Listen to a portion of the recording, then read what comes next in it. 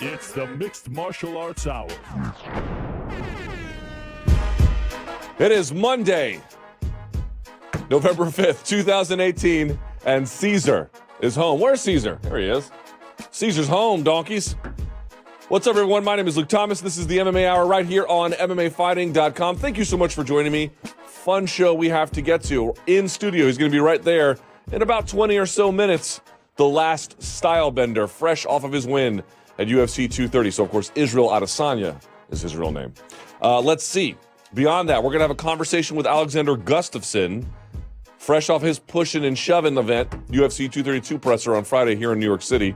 That'll be a fun conversation. And by the way, I don't want to jinx it. I'm going to knock on a little wood here. I spent $2,000. I'm not kidding. I don't even mind saying how much I spent. I spent $2,000 of my own money and all day yesterday to give you a brand new, well, not brand new, but massively improved anyway, Monday Morning Analyst. We've got it sitting up right here, some new equipment. Here's what I'll say. The trial run at home worked. The trial run here worked.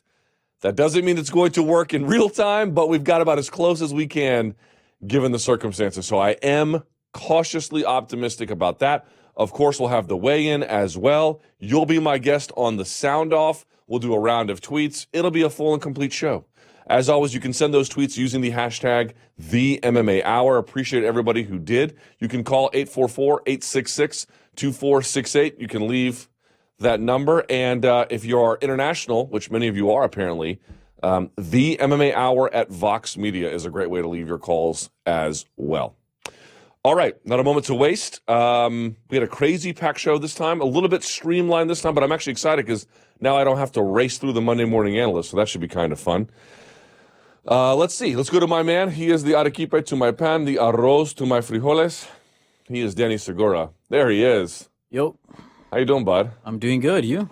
I am better. I was so... let me do this on the air because I need to. Okay. I promised Danny we would hang out on Friday, and Danny, it turns out, lives in Turkmenistan and took forever to get to Manhattan.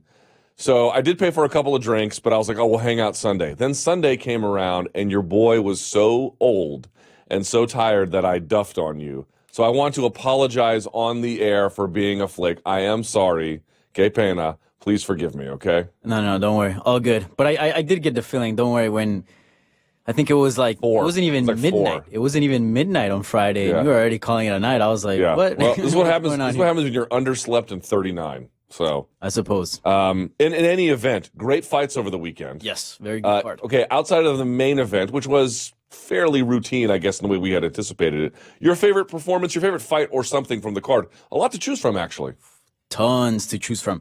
I'm gonna go just with the co-main event, Chris Weidman versus Jacare. I know that's kind of like an obvious pick, but I honestly think that's one of the best fights of 2018. Easy. Yeah. That's one of the best fights I've seen, period, at least in the last 3-4 years. Yeah.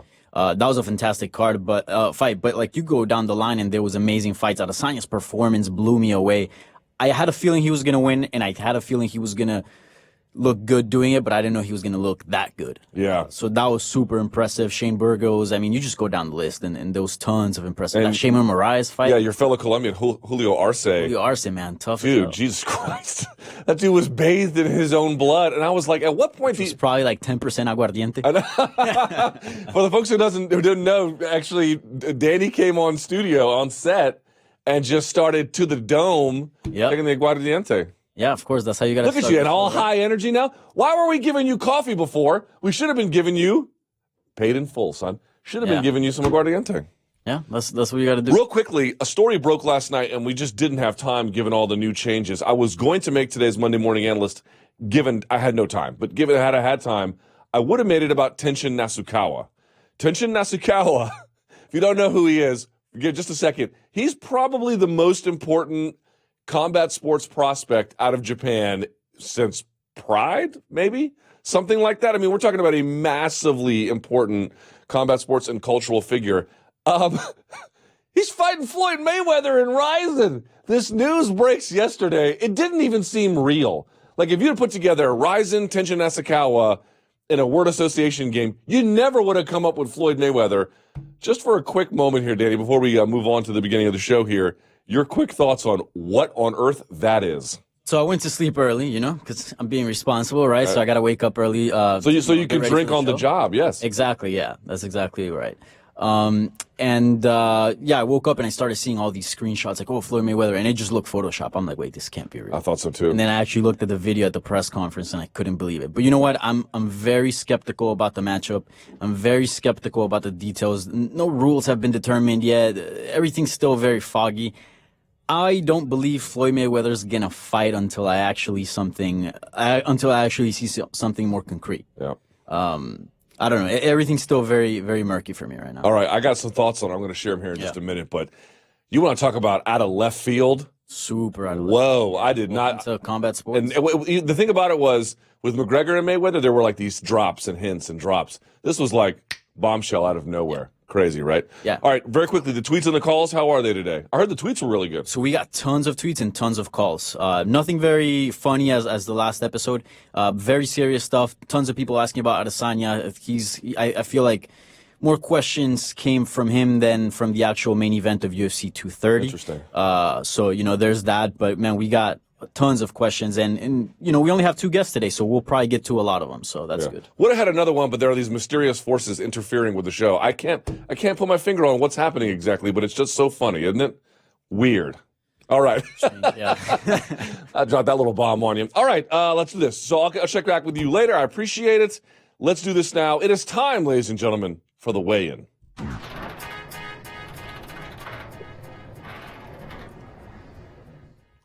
All right, time now for the weigh-in here on the Mixed Martial Arts Hour on MMA Fighting. It is about Floyd Mayweather and Tenshin Nasukawa. I had a whole other thing planned to do on this segment, and then I thought to myself, well, that makes no sense anymore. What are people talking about? What is all the rage? It's this Floyd Mayweather story. There's a lot of different ways to look at this one. If you wanted to, you could make it about any different facet. I actually think that this story cuts through so many different parts of MMA that it, focusing on merely one aspect of it, really misses the forest for the trees. But let's talk about some of those individual aspects. First of all, is Floyd broke again? I don't know. I don't know what the issue is with Floyd. He might be broke again. Maybe he's realized that he's not broke, but the real trick to him making money now is to fight somebody over the hill like Pacquiao, get a tune-up fight versus Tenshin Nasukawa, and in a boxing rules exhibition bout or something, 3 3-minute rounds or 6 3-minute rounds or something like that, get paid handsomely for it, and then move on to the next big payday. That could be an opportunity. In any event, real quickly, so that's one way to look at it. Another way to look at it is like, what about Ryzen? Ryzen is this interesting force as well. Where are they getting the money from? I looked at this and I was like, where are they even going to pay for something like this? Like, how does that even work? I heard that they were apparently going to use some of the money from the purchase of the Pride DVD to splitting the pay-per-view costs, like all different kinds of ways. So there's a lot of different things about this that you're just trying to individually figure out, like, why are they doing this? You get why Ryzen would be doing it, right? They get Floyd Mayweather, this global combat superstar. Oh my God, they can blow it up. You look at something like, I don't know, Floyd, maybe he's broke again. I don't know. I'm actually going to say it's something a little bit different. Yes, those individual pieces might make sense for Floyd, for Ryzen, whatever. Is there an upside to this? Dean Thomas was tweeting earlier that this is good for MMA because finally people are going to realize that there's an MMA organization or MMA life outside of the UFC. Maybe that's true. I don't know that that's wrong, but that's certainly a nice positive spin on it. Some of our colleagues here at MMA Fighting were very, very skeptical that this would even be an MMA fight or any kind of fight that matters at all. I actually think that there's no way they'll do it. Floyd has always just been who he's been. Floyd has just kind of always been a guy who's risk averse. He's just always been the kind of guy who's going to make sure, not always risk averse, but certainly in the last chapter of his career, risk averse, moving through to get the smartest challenge. He realized in beating McGregor that there's a lot of money to be made while taking on a challenge that realistically is not that difficult. Tenshin Nasukawa is incredible at what he does.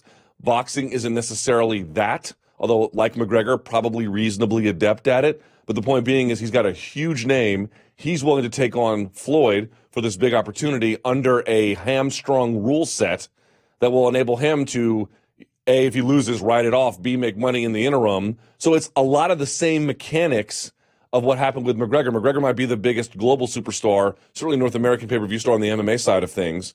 But Tenshin Nasukawa is the big to-do in the East, at least on the come-up. So it's a lot of the same mechanics, but I actually think it's something a little bit different than that, actually. When you really begin to drill down and begin to examine it, where is this appetite coming from for just this weirdness? I get what Floyd wants. I get what Ryzen wants. I get what Takada wants and Sakakibara, and I get what all these, or Sakakibara, yes, what all these guys want. What I'm wondering is why are things like this happening routinely, this weirdness? Over the weekend, you had Jake Paul calling out Dylan Dennis, and I know Dylan Dennis is like one of these figures where he rubs a lot of people the wrong way. Dylan Dennis would beat Jake Paul within an inch of his dumb life in a nanosecond. It would not be close.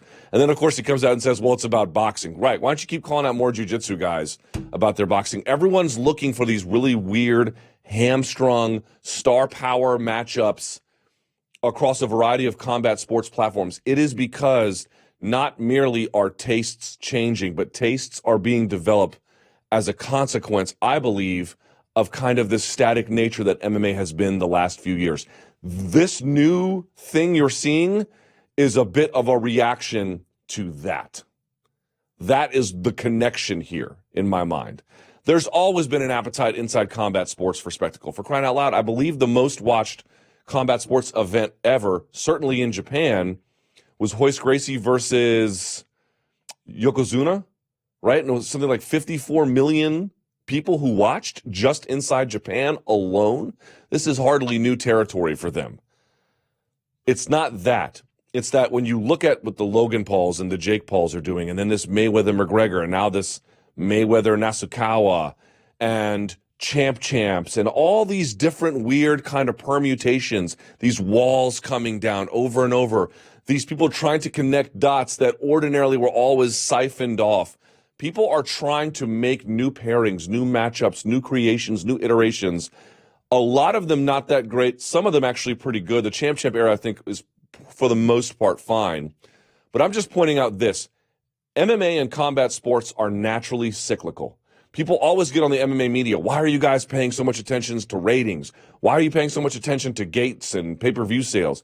It is because this sport and these kinds of sports are much more boom and bust than your standard stick and ball sports.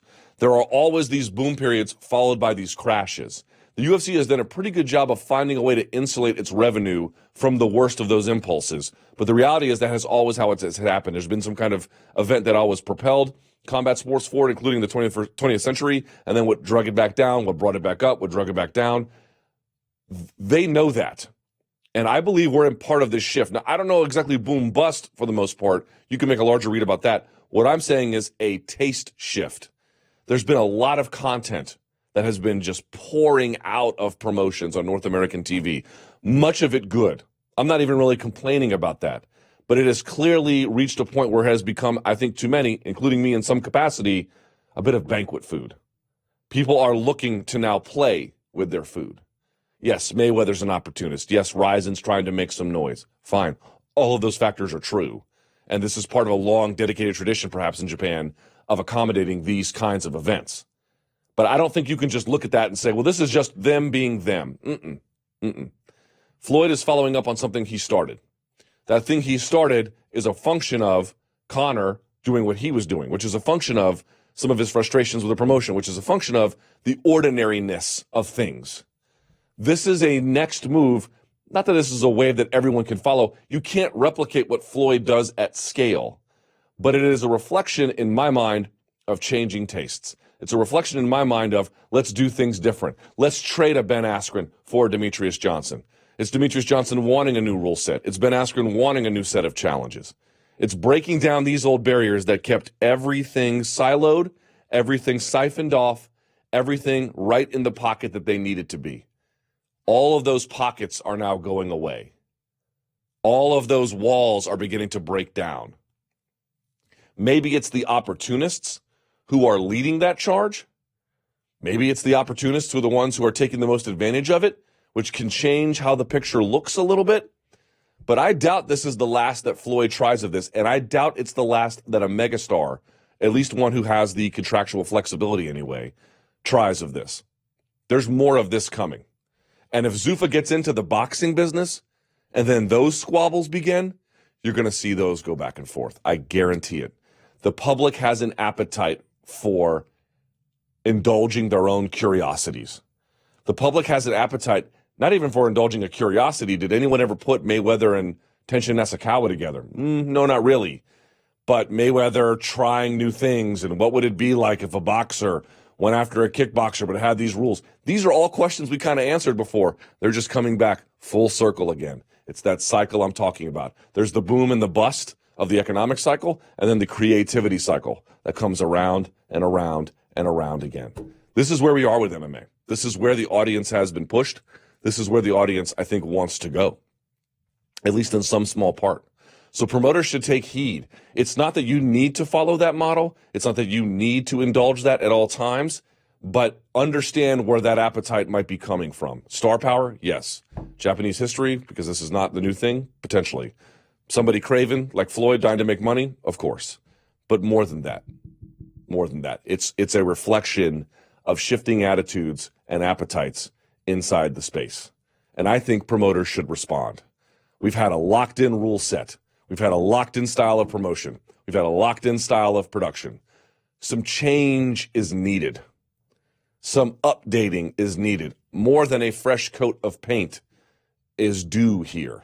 Otherwise, that curiosity will be satisfied in the most bizarre, ridiculous of fashions, which is what that's going to be. And by the way, that's going to be a boxing fight, and that's going to be a boxing fight for like 3 rounds or whatever, 3-minute rounds. It's going to be very much on Floyd. You think Floyd's going to kickbox Tenshin Nasukawa?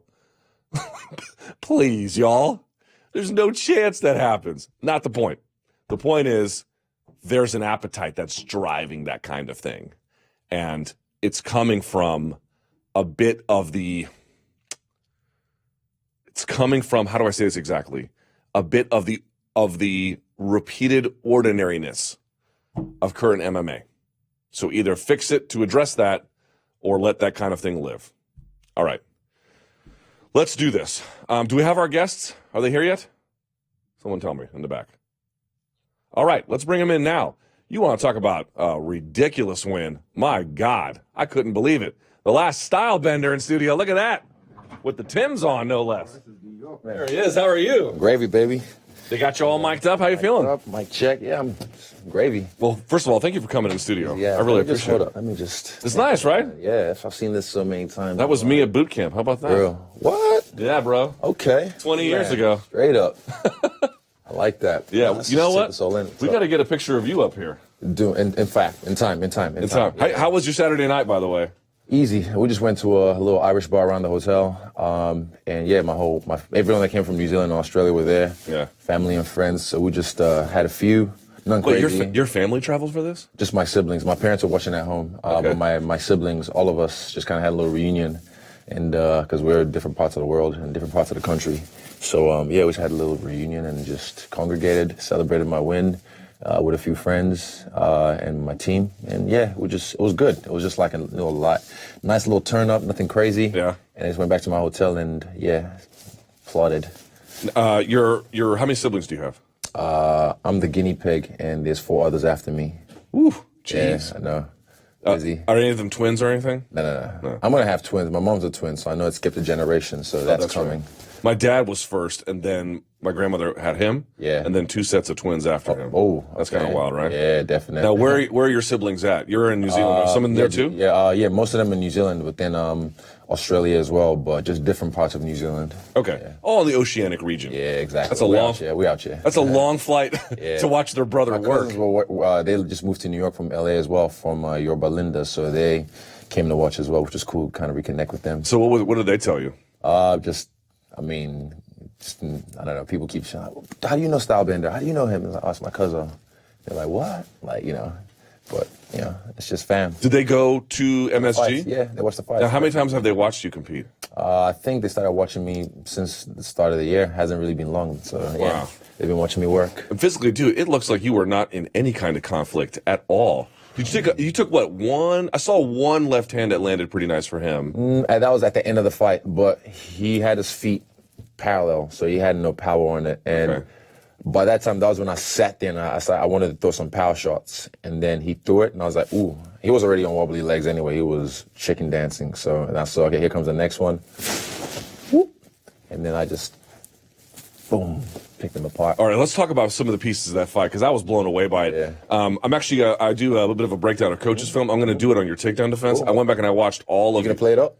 Well, after you leave. After, okay, but I'll okay, send. sorry. I won't be hating. Hey, I know. Do your work. I will send it to you later if you want to Easy see as. it. But I went back and I watched all of your fights, and I went back and watched the evolution of your takedown defense. Some homework. Holy shit, man! Your takedown defense has gotten. It was always pretty good. I went because You sometimes you remember a fight in your mind, and then you have to go back and you watch it. It's like, it's a little bit better than I thought it was. Definitely, in the first one was much better than I thought it was. 100%. But it's gotten way, way, way better. Yeah. What has been the key to the rapid development? Is it the Paulette. steady camps? Andre Paulette, my wrestling coach. People sleep on him. You know, they don't really know who he is, and that's the thing. I'll be honest, I don't know who he Yeah, is. exactly. Like he's a guy he's a Romanian guy who lives in New Zealand, and a lot of people might just because he's not a big name or he's not like a NCAA Division I, whatever. But he competed worldwide in the wrestling championships and the I think Commonwealth Games. Might have been on his way to the Olympics as well, but. He fights, I think, 135. He fights as well, so that's the big difference. Because no matter what, you can be a wrestling coach, from high school or whatever or college, but if you haven't fought, you don't really know what wrestling for fighting is. And he kept on saying, like Brunson kept on saying, because I go back and watch the interviews of all my opponents, because after the fight, what they were saying before the fight. Oh, really? Yeah, That's interesting. Heady. So I go back and watch it and just like. Let me see, what he had to say. So I remember on the aerial one, he was laughing at my prediction. I said it was round 1. If his chin doesn't hold up, it's going to be round 2. And instantly, he said, my wrestling, all this shit he's been saying since my second fight in the UFC in Arizona. Remember, he tweeted, ground game some trash. I was like, okay, I think he whatever. called you, last pretender or something or something like that? Last gender bender. Hey, I'm comfortable with my sexuality. I can fluid. I'm gender fluid. It's just, it's the same shit they all say. So I watched his interview, and you can see he's just not even believing anything he's saying. He's just saying things like the same old rhetoric, he's all hype. And even when we had us in, hype is over. He said it as I was leaving. I was like, choo choo. They say it's all hype, but they don't realize there's a whole fucking train behind it, and it's running people over, man. He said hype is real. Hype is over. He said at the media day face-off? Yeah, media, and then he's like, hype is over. And I was like, all right, cool, whatever. Because I remember when I was looking in his eyes, stiff, and then he started doing this. And I was like, why are you shaking? He's like, why are you shaking? I was like, I'm not shaking, I'm cool. And then I kind of thought something was going to pop off. Even in the fight, after he pulled my shorts twice, I remember he panicked. He threw a shitty-ass side kick to my leg, and I missed. And I was like, why are you panicking? 'Cause that's panic strikes, And that's one thing I didn't really like as well. I watched the fight again. I broke it down. I watched that bit over and over again because the first thing he does when he shot it was so slow, and he got to my leg, he pulled my short. I put it on Twitter. He pulled my shorts blatantly, and I thought, did he see it? He didn't catch that? All right, whatever. And the second time, he kept me on the cage by pulling my shorts. And you see it. I'm so glad. I like wearing the spandex, Chicks can't be the only one showing that ass, you know what I'm saying? Gotta flex that. And then he pulled it. Can you see? He almost ripped my fucking shorts off. Yeah, there was a full exactly 6-8 inches on the camera. Bro, you trying to pull. Yeah, I know, right? He tried to yeah. And then I remember he looked at her, but, it was only one time. And this look on his face like, what did I do? But that just shows he was already fucked from the get-go. He already knew, oh, fuck, this is my only hope. This is all I have. And I really wanted to get to the second round so I can look in his eyes after the first. And they have all that same look like, oh, shit, this is going to be a long night. Did he physically feel like you thought he would feel? It's weak as piss, honestly. And you too skinny, bro. You too skinny, bro. You need to lift some weights. I'm like, dude, you're just fat. And also, this ain't CrossFit. What am I going to do, fucking bench press you? I'm body dudes, and when he felt me, he knows I'm strong. He knows I'm strong now, and it's not about hitting hard. It's not about who can hit. I can hit hard, trust me. Those shots that I landed, I was just going at literally 40%. The knee was the one that hurt him, and I threw that probably 90%. Or maybe I almost go, you know, when you accelerate, you almost get to 100%, but he kind of closed it with his stupidity, with his force. Yeah. So he hurt himself. He played himself on that one. And then the rest of it was just ping, ping, ping, ping, ping. A couple things you do that I want to go over real quickly. There's one thing you do where a lot of guys will, you saw Jacare do it. Jacare would stand in front of Weidman and he'd have trunk movement and head movement to varying degrees of success. I like that too. Yeah. You do a little bit of that, but you also do the bit where you have guys, for some reason, they charge you more and you will slip under and then they go by you. You reset the angle. Them. Right. So you've already reset and you can go from either way. And now they have to come back around. Exactly. And while they're doing that, you attack them. Right. Watch them keep turning. But, you know, this is, these levels, man. This is like my coach said something on one of the countdowns on the Engage page. That's one of the, like, my guy, they followed me around for the build-up for the fight. And I always kind of knew this already because I've been doing it. But my coach, he's the one that put it and he instilled it in me. Eugene Behrman, that's my head coach. But he said, you know, the wrestling begins way before we even get in the clinch, way before they even engage. What does that mean exactly? Footwork, you know. A lot of these guys, man, they suck at footwork in MMA at the highest level. A lot of these guys are taking punishment when they don't have to. A lot of these guys are like, they're fucking themselves over in the long run. Let me ask two questions about that. How hard is footwork to learn? It's Caesar. Yeah, I love gorillas, man. I know, bro. Ape shall never kill ape. Yeah. You understand? Apes together strong. Dude, I'm like obsessed with gorillas. He's gonna get tattooed on me at some point. Yeah? Definite. Yeah, I just haven't figured out when or where yet, but there's gonna be a whole gang of them. I love it. This one, yeah, shout out to Plastic Cell as well. They're cool. Yeah. And send me some I'll stuff. talk about your tattoos in a minute. Yeah. But the footwork. Is footwork hard to learn because it's hard to learn?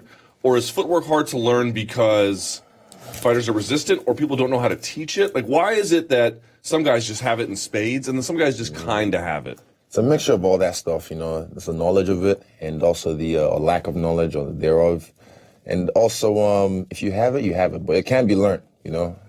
Was it Miyamoto Musashi that said, never give a man a sword who can't dance? Something like that. It's called like that, you know. And I can dance. That was one of my things I used to do back in the day. So that comes easy to me. And it's always been part of my arsenal. And a lot of guys underestimate the power of footwork, you know. You can really control the pace, the distance, the rhythm of a fight, and you don't really know until you're actually in there. And yeah, so they think they can attack me. Oh, it's safe now, but realize it's already a trap. They say, and he kept on saying as well in the interview, he's got all these holes in his game. These holes are not holes, they're traps. Once you get in them, you're fucked. You're in a genjutsu, and you don't even realize it till you're deep in it, and it's like, oh shit, what am I in for? So they think it's just holes, but yeah, it can be taught. You just have to find the right it's the internet is out there. You can tap into different sources of knowledge, and there's so much bullshit as well. Do you use like YouTube at all to pick up on stuff? Definitely. There's a lot of guys I plug and I talk to like sometimes, and I even it was one of them. I think I don't want to blow up his spot, but he said like he got random messages leading up to this camp, like on the same week, 3 different people, 3 different accounts on Instagram saying, "Oh, yo, can you do us a breakdown on Stylebender?" And he's a fan, so he kind of declined. And I said, "No, don't do that. Give it to them. Like, I can give them the blueprint, and I'll still fuck them up. You understand?"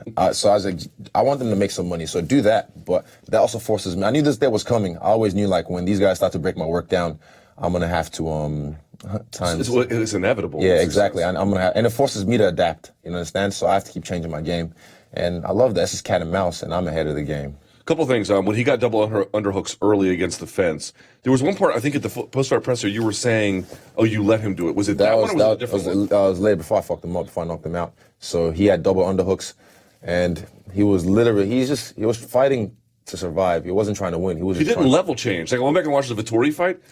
Everything my coach Andre said he was going to do, he did every single thing. Even before we leave from the hotel, like me and Andre kind of go over some things in the hotel in our room, and he just lets me know, reminds me like this. And even there was initially on the fence, same thing. We're like, he's gonna rush, get the double underhook, so you know the over under, and then on his left side, that's his power side, he's gonna let it go and find the wrist control. And I was trying to get wrist control, I couldn't get it. Here's the blueprint. I couldn't get it. I saw you. You were trying to find bicep too. No. Then I heard Andre. He calls an audible. I'm very coachable. I listen. I have these ears. They're big for a reason. So he said, "Fuck the wrist. Bicep." I was like, "Oh, okay, cool." And have bicep control. Even he threw like a shot or 2 in the clinch. Didn't do shit. And I got the bicep, and then I was able to turn him and then got off. But the one I was talking about was later on when he had double unders, and I turned him. I just felt, I don't want my back to the center of the octagon. So I let him turn me back. Or I turned him back, but it looked like he turned me back. And eventually I broke the grip. And then that's when he kind of tried to level change. And especially when I escape from this side, either he's going to throw his left hand. If he doesn't have that, he'll shoot the takedown this way and try and take you down. Excuse me. I'm trying to bite off some dead skin. There's some chapstick. Are you? Is this what they call ashy? Yeah, I know my lips are a little bit ashy right now. Still moist though.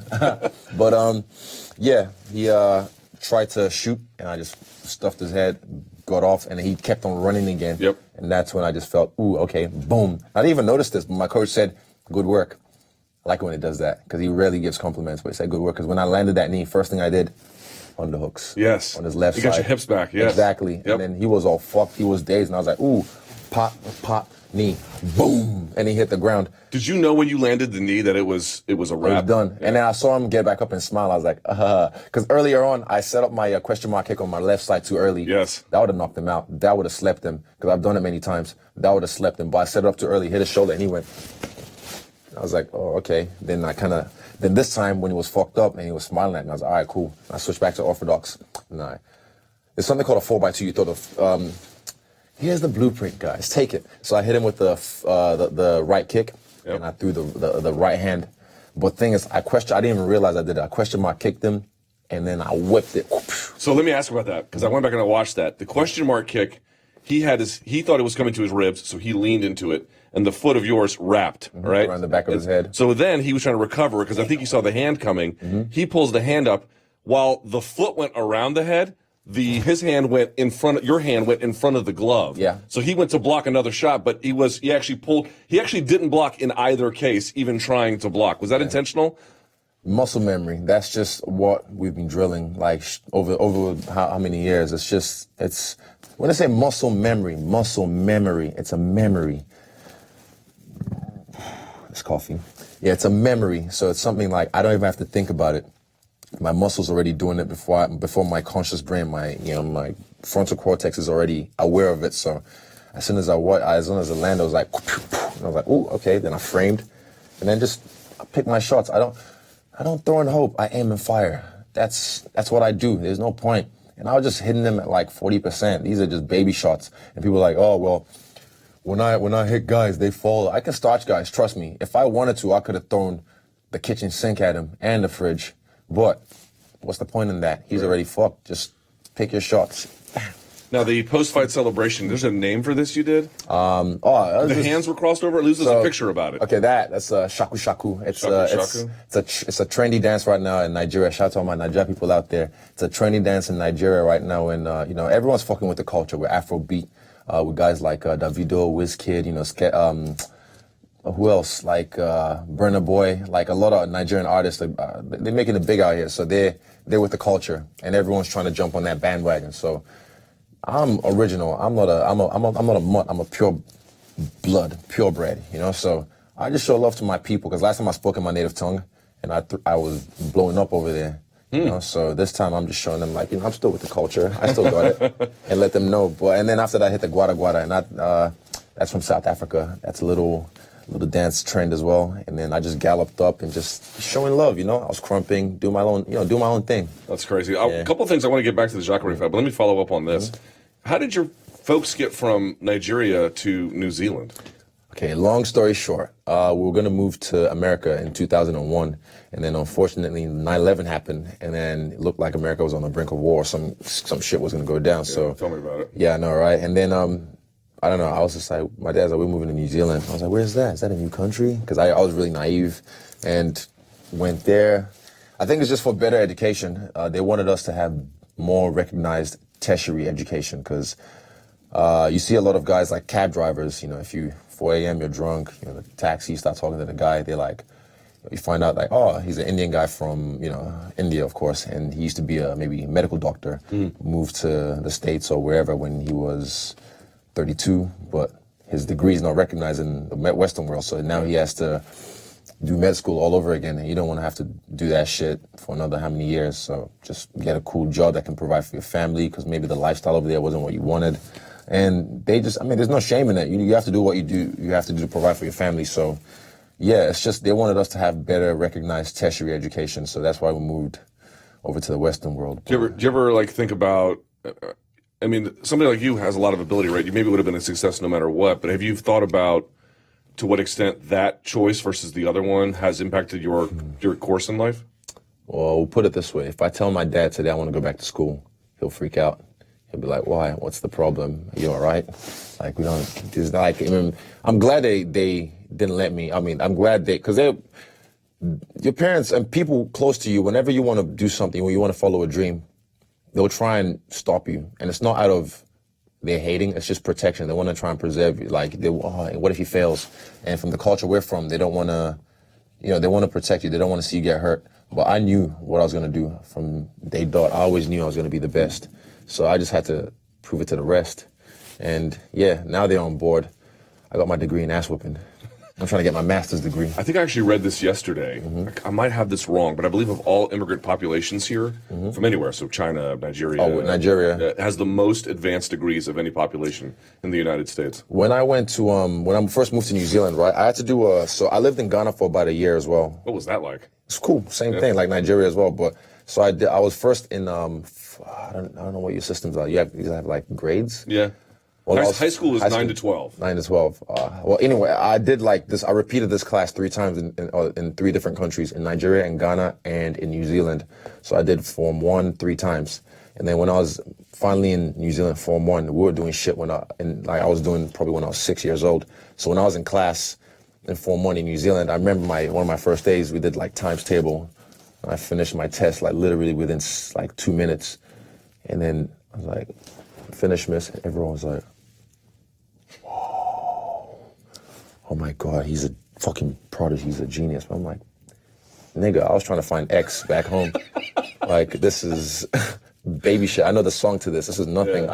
So I'm not the most book smart kid or whatever. I learned different. I was never good at school.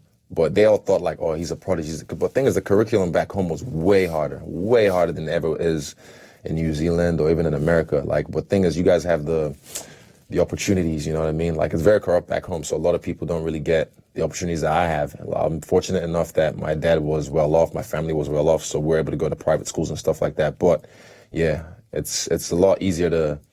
So you see, like, a lot of Chinese as well, Koreans, like, they excel over here. Like, a lot of Nigerians excel over here because we work hard, we're smart. Yeah. But I'm just, like I said, I'm the runt of my people physically and mentally. Like, I had to work to where I'm at. Like, I was not an athlete in school. They called me Butterfingers because I couldn't catch a ball for shit, in high school. That's funny. I know, I couldn't, I didn't own my blackness enough. If not, I would have played basketball. I could dunk now, but I still have no handles. Let's talk about that for just a second. You have the Africa tattoo right here. Yeah. What is the one here? I can't read it. Broken Native. Yeah. Let's start with the one that's in the chest. Yeah. Because you grew up in New Zealand, I don't know how much of New Zealand is black. How much of it is black? Not much. Okay, right. So it must have been like. They've got their own indigenous people of the Modi tribe. Yeah. They've got the Pakia tribe. But that's not the same as African. No. That's their own people, the Modi. So when did you decide I'm just going to be black. That's just who I am. Later, because literally there was a point through high school I used to try and sound like them. I used to try and be like them and talk like them just so I can fit in. I tried so many times to fit in, but I could never ever fit in. I was always like outcast. At the end of the day, look at my skin. I'm all black. And ironically, that's the country's national rugby team's name, All Black. I love the All Blacks. Yeah, but I mean, I was never able to fit in properly and be accepted when I was a kid. So at some point, maybe around like 22, 23, I decided. Wow, that late. Yeah, but like, it took a while as well. It was maybe 19, I'd say. I started to try and just like a video game character, customize myself. I'm player one. I keep saying I'm player one in this. Everyone else in this is bots. No disrespect, but it just feels like, I'm sure from your perspective as well, but from my first person view, in my head, I'm player one, and I'm looking at everything like, shit, am I really like, who's playing this? Who's really we're in the Matrix right now. Someone's just like making all this shit happen, because everything, I can go into details, like everything I was trying to plan for this trip, I've got done and more, and way more. Even, it goes deep, man. Like, even like this morning, I was, Charlemagne the God? Of course. Breakfast Club in the morning, DJ. So I was talking to him, like, kind of having a little banter on Instagram because he shared some of my stuff. And I was talking about his book, which I just finished reading. And I had a lot of, So Black Empowerment, something yeah, like that? No, that was Black Privilege. His new book, it's called Shook One, Anxiety Playing Tricks on Me. Yeah, it came out, you know. And I fuck with the dude, and Andrew Schultz, he's a co-host on The Brilliant Idiots. I fuck with them a lot. And yeah, we just had a little banter and whatnot. Oh, shouts to Charlamagne the God. Charlamagne the God and Andrew Schultz. Big fan. Yeah, I mean, they're cool. So I'm going to do the Flagrant 2 podcast as well later on today, so that'll be cool. I'm doing a little media tour, but yeah, so a lot of shit. Even Lil Duval, the guy came out to his track, you know, smiled, bitch. Yeah. He shared my shit, and I just, I kind of whipped up a little highlight real quick of me walking out. So this is the point now, we've arrived at this, whatever got you to begin to be yourself. I'm playing this game. I'm customizing everything. It has evolved into something where you're like so much uniquely your own. No one could possibly, no, not that anyone would necessarily, but they try to say, oh, you copied this, you copied this. But to me, it's like I look at you and we all kind of copy each other as humans. We naturally, it's human instinct. To borrow the word, to ape one another. But dude, you have carved out a very unique identity in this game, and I think people are starting to become aware of it. That same energy, and if you see a lot of guys in this game, they start and they try and be either media darlings or say the right things to be sponsored. I'm like, look, if you don't fuck with me, you don't fuck with me. You don't have to. And people try and tell. Like even I have the show with Dan Hooker, right? The Frenemies show. It's not a podcast, it's like an online show. I asked you about last time you were on. But like, I mean, every single time they try and like, every single show. Can we try and keep the swearing down a little bit? And I just, cool. And I still do me. I don't care. I don't give a fuck because it's at the end of the day, it's just me expressing myself. Like, classic example I use is the Black Beast. He doubled up his followers or something crazy just by my balls are hot and just being his unique self. I'm like, don't try and put me in your fucking little box. I am not in a box. I don't think like there's a box. I don't think outside a box. There is no box. I'm going to do me. At the end of the day, it's language. Like, oh, what about the kids? Kids know what the fuck I'm talking about. I've been swearing since I was a fucking kid. And it's just language. I'm not trying to hurt anyone. So I'm not trying to be malicious. I'm just being me. I'm just trying to be free. And if you can't handle that, and not everyone's going to like you at the end of the day. You can't please everyone. So if they fuck with me, I do me. And if they don't, see ya. I'm living my best life. What did UFC say to you after your win? They loved everything. Everything. We can't talk into detail about some things. General sense of things. It was all tick, tick, tick, tick, tick, tick, tick. You know, even after the press conference, I was trying to organize my flight back home. I was like, you know what, I'm going to skip my flight on Sunday. I'm just going to stick around and do all this shit. And then I talked to Dana just recently, and I was like, all right, cool, whatever. And I was like, Dana, can they bump me up? He's like, yeah, done. Cool. To first? Yeah, all the way back. So I was like, easy. That's such a difference. I've done it a few times now. Last time I go to McMahon, shout out to McMahon, I got him to do it as well. But it just, my legs, I don't have to get up. I'm the same height as you. Oh, look at you. I get it. Trust me. If I'm sitting like this for how many, and then sometimes I get. How long is the flight? 11 and a half hours. So imagine that, like, and that's on the way here to fight. Then it's just like you cramped, and I have to get up like 3 or 4 times during the flight sometimes if I don't sleep the whole way. And if I sleep the whole way like that, and I'm like on my seatbelts holding, you know, all that kind of shit, it fucks with my leg, fucks with my blood flow. And I have to but on first class, I make a bed, and I have the TV right there. I can ding the bell, get what I want, and just relax and just chill. And my legs are stretched out, and it's just, I'm the merchandise. I'm now, you gotta look after the merch. Understand? I understand. I'm like a racehorse in this. Understand? I know what I'm doing here, but you gotta look after the racehorse so I can perform better. I'm less stressed. I'm free. I gotta just be me, you know? Bro, I don't get the first class treatment, but I straight up tell them I'm not riding coach. Like, I'll ride economy plus. Yeah. Or even if I can try and get there early and I can get like the exit row or the front of the cabin so I can just get a little stretch. That's fine. But then the exit rows don't recline sometimes. It's a goddamn nightmare. I know, right? And it's just, first world struggles. Oh my God. By the way, I didn't ask you this, because the thing will be I know, we're complaining.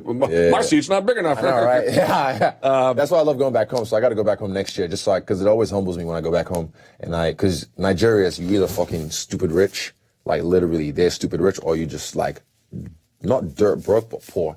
There's no middle class. So there's not a lot of social mobility, as I understand either. Yeah. How much everywhere. Like my granddad on my dad's side had 2 wives, and on my mom's side had 3 wives. So there was a... What? Yeah, it's regular shit. So, yeah, they were. So when I went back last time, is polygamy legal? I don't know if it's legal, but they're old school. It's not criminally... I don't think so. What are they going to do? Oh, you can't... You go to jail for that shit here. Why? That's stupid. Look, man, I'm not making the rules. I know, but I'm just saying, like, if you look at it, there's a lot of things that don't make sense in this world, and I'm like, when I look back at it, I'm like, really? Like, even something as simple as the unified rules of MMA, 12 to 6 elbows. They just need a group chat to be like, okay, all in favor, I, done. or okay, no, okay, who we win, cool, change the rules. But somehow it seems like it's gonna be this fucking big hoo-ha and whoopla, like we have to fucking contact the gods I'll tell you exactly what the do the problem rain dance to see what's gonna happen. I'll tell you exactly what the problem is. People won, but the problem is what they basically did was, in America, the biggest sport's the NFL, right? Mm-hmm. The NFL, if they don't like a rule, they wait till the season's over and they say, you know what, fuck this rule. Let's make the goalpost. Is that the thing with the celebration as well? Yeah. Celebration just changed up. Hold on a second. It came back. No, they dialed it back, but you can't, like, if you saw yesterday, a guy from the New Orleans Saints had pulled out a cell phone he had hid under the goalpost. Nice. Which is kind of funny. Yeah. But the basic difference is we went to the government and we said, you control these. So to get anything changed, and it's not federally regulated. We have 50 states. You're going to have to go state by state by state by state. Get a group chat. Literally just get on WhatsApp. Exactly. Get it done. Poll. Facebook poll. Instagram poll. All in favor? Aye. Nay. Cool. We win. Change the fucking rule. It's stupid. Dude, that's crazy. You're going to be doing. You're doing Charlemagne's podcast? No. Well, he and Andrew Schultz have one called The Brilliant Idiots. I've watched it. Yeah, I'm a big fan. I listen to that. You're not doing that, or you are? I'm doing. I don't know what they're doing, but I'm doing the flagrant one, which is Andrew Schultz's one. So I'm doing that one today, just to. So you do your. With the culture. This is amazing that you're kind of hitting outside of MMA. That's what we need. I'm going mainstream, man. Dude, I'm going mainstream. Dude, MMA. I've already planned it. This whole trip, people think I was playing when I said I planned everything to the smallest detail. Did you know you were going to do that before you got here? In my head, I did. I might do the Breakfast Club, but I don't know. I might see how I feel first. Fuck, do the Breakfast Club, dude. Yeah, of course. I'm hot right now, so I mean, strike while the iron is hot. Yeah. As you will. But yeah, I mean, get at me, Charlemagne. You got at me. Dude, speaking of somebody who keeps the same energy, I'll tell you why I like Charlemagne, because in this business, if you give your opinion a lot, you can't buy him. Bro, people will they will run up on you in this business. Oh, yeah, I mean. And in his business, they will run up on him as well, and he still does it. Exactly. I have a ton of respect for that. Definitely. You can't fold, you can't. Same like me. I told you, the guys at my TV show, online show, they try and tell me how to be, and I'm like, yeah, cool story, bro. And I keep that same energy at the end of the day. Because people fuck with me because they fuck with me. If you want me to just sit there and just, yeah, cool. And also, I hate it because if I'm trying to censor myself, then what I'm trying to get, I'm constantly worried about what I'm saying, like. Trying to edit and then I'm like, oh, fuck, just go, just talk, let me flow. And it's a funny story because when I was young, not too long, but when I was young, like, I used to go to this church, right? Young means what? Like 14, 15, 15, yeah, 14, 15, 13. I used to go to this church, right? And very, what's the word? I don't want to say culty, but like they had this it was very elitist in a way. So, and the way they, I used to like really be one of them. So one of them, excuse me. But, puberty in real time. Yeah, I know. I'm still trying to get this. Next year, it's coming through puberty. Next time you come on the show, you have a big ass barber right here. Oh. But so I used to try and like be one of them. So anytime I'd swear, I start off with like, oh, stop swearing. Anytime I'd swear, and then go to the point like if I'd swore, I'd like, fuck, stop swearing. Like, and then I look back at myself now. I'm like, they never told me to do that, but it's the kind of morals they try to instill in, like purity rings and all that shit. I'm like, how the fuck did I think? Like, stop swearing, I'd hit myself. No one ever told me to do that, but it's just like, they got in my head. So now, I'm not going to the other spectrum where I'm just going to be like, fuck this, cunt that, blah, blah, blah, blah. Oh. What you got? Hey, there it is. What's up? Dude, one time, oh my God, they wouldn't let me fly with this on. The airline? Yeah, like, I think it was American Airlines. So I was in LA. Yeah, we're sensitive here about that. And honestly, and they were like, sir, we can't let you fly with that on. I was like, what do you mean? It's really offensive. We're going to have to change that. I'm like... Your stewardess impression is dynamite. Bro, honestly, like, literally, I was shook. Like, because I was like, okay, what if... Now, wait a second. What state were you in? L.A. Oh, that's surprising. Oh, no. I was going Denver to L.A., sorry. Denver to L.A. at the time. It's less surprising. But, like, I was like...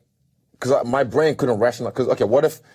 See, like, oh, people are offended. Okay, what if I was say, there's a chick... I had a kid, and there's a chick with fucking big tits and cleavage, and I'm like...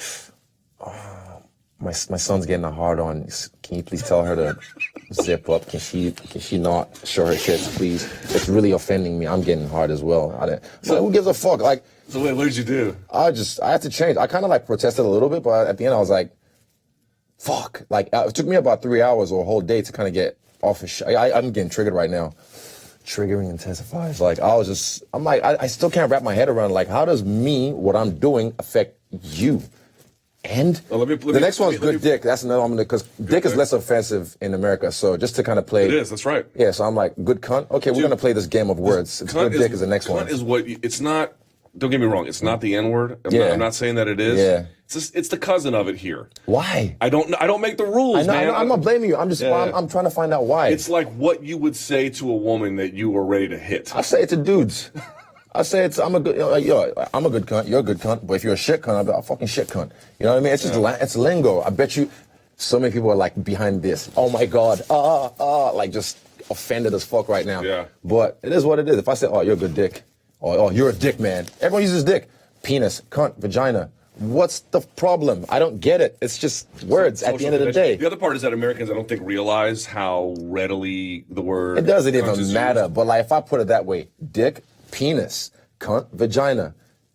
Dick is okay. Someone is going to take this clip and they're going to put this on social media. Does that make sense? And they're going to think am I making sense? I don't know. They're going to think we're having the weirdest convo ever. I know, right? Dicks and cunts. Let's move on back to MMA for just a second. Yeah. Did you see what Jacare said after you left? No, what'd he say? He was not disrespectful, but he basically made. Jacare's always a pretty friendly guy for the most part. Oh, he's cool. I caught way with him. He's nice. Yeah. So his basic argument was, who should be next in line for a title? Because you had sort of made your point about me and Whitaker if things work out. You gotta make a case. And he was like, look, Israel beat Brunson, but I beat Brunson twice. Strike Force. Oh, fair enough. He did beat him pretty recently. Yeah, as well. Yeah, the last fight. So would you be interested in a fight with Jacare if that was the pecking order? I'd be interested in a fight with him, but would it make sense right now, though? If it makes dollars, it makes sense, especially if Robert wins. Like right now, I'm not doing shit. This is the first holiday I'm gonna have just to chill, because I'm like the last 2 years I've been having a fight in January or early February, so I just train through the holidays, so I don't really get to enjoy the summer in New Zealand like I want to. So this time, my friend's getting married in Ireland, and I'm gonna do a little Europe tour, and I'm gonna New Year's in Amsterdam. I'm gonna enjoy myself. Have you been? Not yet, but I've heard good things. I heard good things. I've heard so much good things from my friends. So I already. You ready for this? Here's my Amsterdam tip. Oh, okay. So I went with my wife, but she was cool. She was like, we didn't go inside any of the places, but she was like, let's go check out the red light districts and see what it's all about. Right? So here's what got me. Yeah. You go down there and there's literally like, it's on these, it's full of canals. And there's literally on the streets, they have these little like fire hydrant type things. And there's literally red lights there everywhere, so you know when you're in there. Yeah. Here's what gets you. You walk by the what do you want to call them? Prostitute homes, or I don't know what they are, call girls. What they do is they stand in the window, scantily clad. No. Mannequins. No. Oh, what? When you walk by, they make eye contact with you the whole way. And then they lick their lips, and then dude, it is.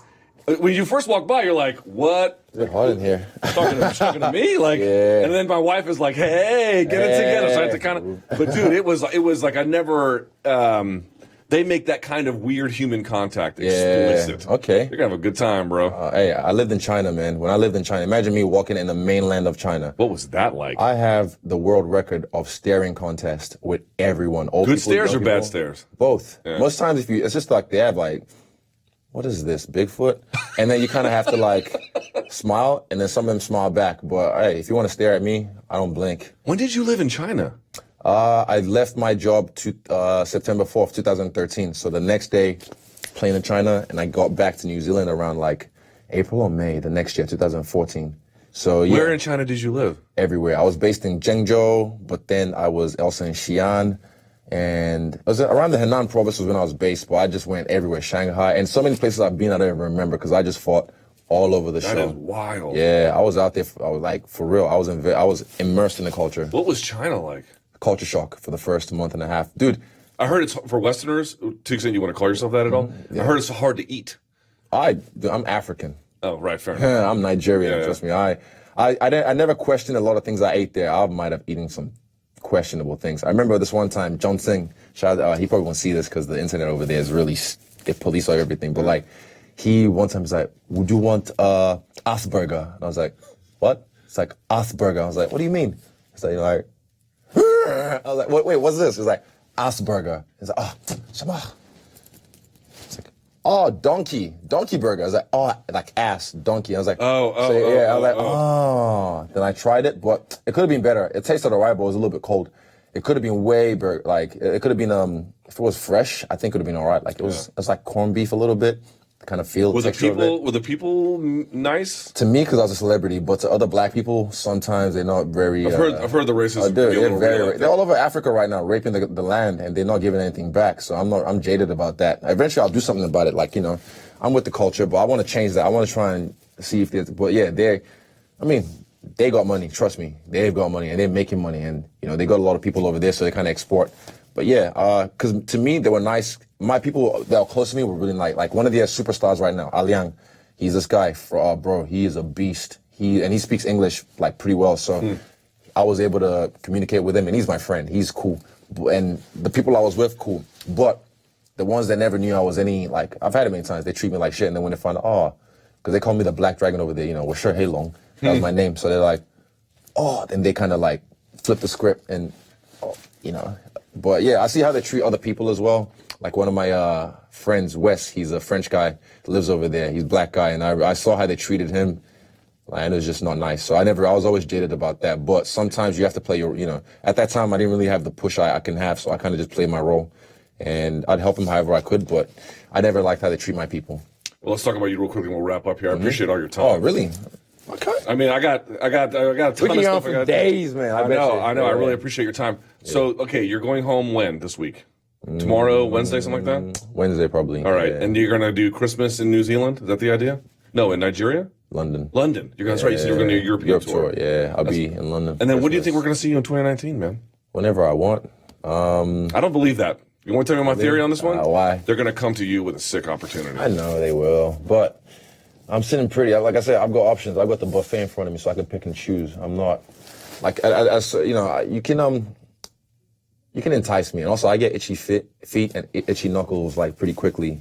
But these holidays, I really want to just take time because I could fight if I want. I could fight Adelaide. Trust me, there's no doubt. I could pull up. I'm bringing my mouthpiece just in case because I know I'm crazy, but I'm smart. I was gonna pull out from this fight. Like I said, I was. Literally. You can ask Eugene, even Dan. I remember one time when we went to go do our show, he's like looking at me like, and my knee was inflamed, and I was just like Thriller, just like a zombie limping. It was bad, man, and we were so close. But my dad just said, just take a whole week off, and Eugene and we all agreed, like, yeah, take a whole week off and just And 3 days in, inflammation went down. Then I got a cortisone shot. Asked the snitch first, the golden snitch. He said it was cool. Yep. Got it in. And then, yeah, it was sweet. So I might have to have surgery as well. But it's a recovery time of all that stuff. So I have to go see my surgeon or specialist when I get back. And also, I'm getting a tattoo as well. Finish my back piece. I got shaded in. That's I call him Kunda Kinte. Let's end, dragon. Let's end on that. How much have you spent on ink so far in your life? My guy, Rod Dawson, he's a friend of mine. For free? Stained Skin, that's his tattoo, but he does it on the low. He came through. He and his wife came through to support me as well. They came here? Yeah, came through. No way. Yeah, definitely. I think it might have been his first time in New York. So he and his wife came to support me, and he's done probably like all my tattoos. Yeah, all my tattoos. Are you going to get fully covered? Probably. People just, you only getting tattoos because you're not interesting. Who the fuck says that? People. I've heard that before through the grapevine. Like dumb people. I know, very stupid, dumb cunts. A lot of dumb cunts out here, man. But I mean, yeah, I just like my body as things that empower me. I've got Calvin and Hobbes over here. I've got Toph from Avatar over here. I've got Nightcrawler, but that one kind of got infected from a spider bite. And I've got Deadpool over here. And I've got the Naruto Reaper Death Seal. But inside it, I've got the Avatar Ocean and Moon Spirit. And I've got my new dragon, my Kunda Kinte on my back, all the way down my ass. Ooh, the ass cheeks hurt, man. Woo! I thought because I got, jiggle over there, it'll be fine, but yeah. It's the exact opposite. You want skin on muscle. Yeah. It's when it's fatty, it's when it hurts the most. Yeah, exactly. Oh, but even like the bones, when it's on the bone, it's like my right on my spine. I got one really, across my stomach, and it hit the two parts of the ribs here. Bro, I thought I was going to have a heart attack. It was so painful. But for me, it's like therapeutic in a weird way. And also like, I wouldn't just get tattooed by anyone. It's people that I fuck with, people that so Rod, he's just so easy. He's just a guy that I just chill with, and I just insult each other the whole time, and then have a break, have some wild turkeys, bourbon, and then get back to it, and it's a good time, and it goes by like that, and yeah, I just fuck with my people. I love it. I like keeping my circle small. I'm gonna do this on the fly. You can say no. Trust me, like there's easy, no pressure. Yeah, that's right. What's your drink of choice? bourbon, any kind of bourbon. Like right now, any honey bourbon. Oh, we got to fix that. Yeah, why is that? Who you plug? You got to get some of the Japanese whiskeys. That's not what I have here. Japanese whiskey. Yeah, you ever had that? See, for me, I'm not one of those guys that like, I like sweet drinks. I like sweet drinks too. Yeah, I don't like. Oh, the Japanese wouldn't be that one for you then. Yeah, no, I don't like to have a. Like, what's the point in that? I don't really enjoy it. I like something that's refreshing and goes down easy. Oh, well, that's not that then. Never mind. Play. It ain't that. Yeah. Hey, man, what a win for you. That was incredible on Saturday. I really feel like I don't know. That was cool how I was like backstage reading your tweet. And then I rolled up on you. I was like, yeah. Manifestation. Yeah. We're in the fucking Matrix, man. Dude, you were the king of the world this weekend, man. You really were. It was unbelievable. I'm doing everything. It's so like, and the weird thing is, like I've said, new levels, new devil, and I anticipated everything. And from my February debut, like, you know when you say for the longest time, like, okay, I'm gonna get this Ferrari, and then you. I don't say that, but I know what you mean. Yeah, and then you get it, you push the start. Oh shit! Oh, okay, got it. Adjust to the speed, take a little while. So after UFC 221, I had to adjust to the speed of my life because, dude, even right now, snakes everywhere. Oh yeah, all the snakes. Yeah. I see. Look up all the vultures. People do not want you to succeed, bro. They want to build you up to let you fall. If I didn't win this weekend, you think this should be happening? No. None of this would be happening. So at the end of the day, I know my role. I even posted. I'm going to repost it as well. After every fight, I'm going to repost it. My little PSA. If you go on my Instagram. Plug it. What's the, what is it? At Stylebender. Go on my Instagram. On my highlights, you see my public service announcement. It's a post I made. Just press the post, read the caption, watch the video. And I actually lived it. I'm fucking manifesting this thing. This guy, I don't know what his name is. He's a YouTube guy. Went to Times Square in the daytime, right? Average as fuck. No one, walking past him. And then he went at nighttime, dressed the part, entourage, bodyguards. And then people were just like, oh, who's that? And then people started taking photos, randoms. And then people started coming up to, like, they started interviewing people like, oh, so where do you know, whatever his name is, where do you know Joe from? I liked him Spider-Man. I thought he was really good in Spider-Man. He's not even an actor. He never was in Spider-Man. And then they would go to another guy. So what do you heard his new album? And I'm like, I didn't hear the album, but I heard the single on the radio. I thought it was pretty good. And, oh my God, I love him so much. I was doing the shoot for Engage. It's my fightwear brand. Engage in Times Square. And already, this is like the night before the fight, after weigh-ins and stuff. And already Ash knows me. Ash is very aware of how I like to be. And he knows, okay, he doesn't really want to do this, but I do it for him because I love him. And people were just like, because I'm wearing gloves, I'm just wearing slides, I'm chilling. And they're like, and taking photos. Only like 2 people recognize me, but the rest of them just taking photos. And I don't mind. They're taking photos because I've got cameras around me, like a whole entourage, right. And people are there and all this shit. And they're like, and people want to take photos. But at the end of the day, I know what this is. I'm not stupid. I know my role. And I do my little song and dance. And this is not fake. Smile and wave, jazz hands, all that shit, because I'm doing my work.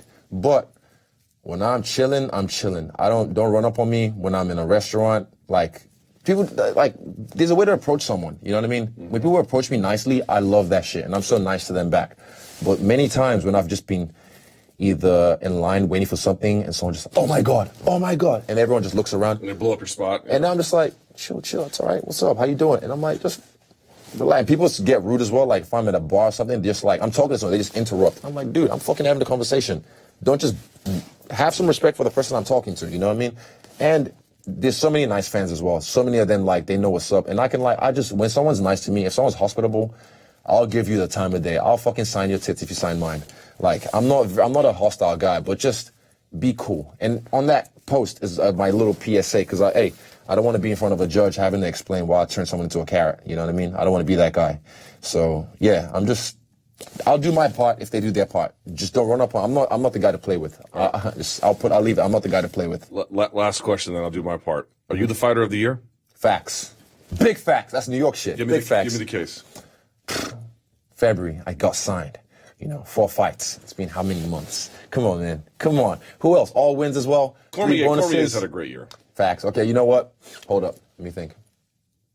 Nah, breakout star of the year then. Breakout star of the year. Fighter of the year. It's a lock you've got. Yeah, that one. Fighter of the year, Cormier. Who else? Let me think. I have to sit and think about that one. And some other guys. I'm trying to think who else. But Cormier. Poirier had a good year. Poirier. Yeah, from lightweight, but I beat that. He would. I've been cool to see him and Nate Diaz showdown on this one. That would have been sick. Yeah, that would've. I would have loved that. But Cormier will be the only guy. Me and Cormier, I'll give it at that because double champ. So yeah, Gotta respect the that's double champ. that's the double Big Mac. I see All right. that. Hey, look, man, what an honor it was to have you in studio. Man, pleasure's all mine. I Thank you appreciate so it. much for coming by. You got good energy. You're a good kind. I love that. All right, I got to get that shirt. How do I get the shirt, by the way? Ash, get the man a shirt. Yeah, Get the man a crying out shirt. loud. Let me What's know. up? What size are you? XL, double XL, depends on how you make them. All right, cool. Ash, he'll contact you. He'll be in touch. All right, my man. My people will call your people. My man Joe's going to help you out here. Is he? Yeah. Thank you so much, man. I really appreciate it. Safe travels, too. Easy, yeah, okay? appreciate that. All right, there he is. Israel Adesanya on his way. Amazing stuff. All right, let's do this. We're a bit behind schedule. Can we flip things around? Can we do Gustafsson next so I can reset? Is that possible? Yeah. All right, here's what we're going to do. I had Gustafsson on Saturday. I pre-recorded an interview with him. You're going to see my face here. Don't worry.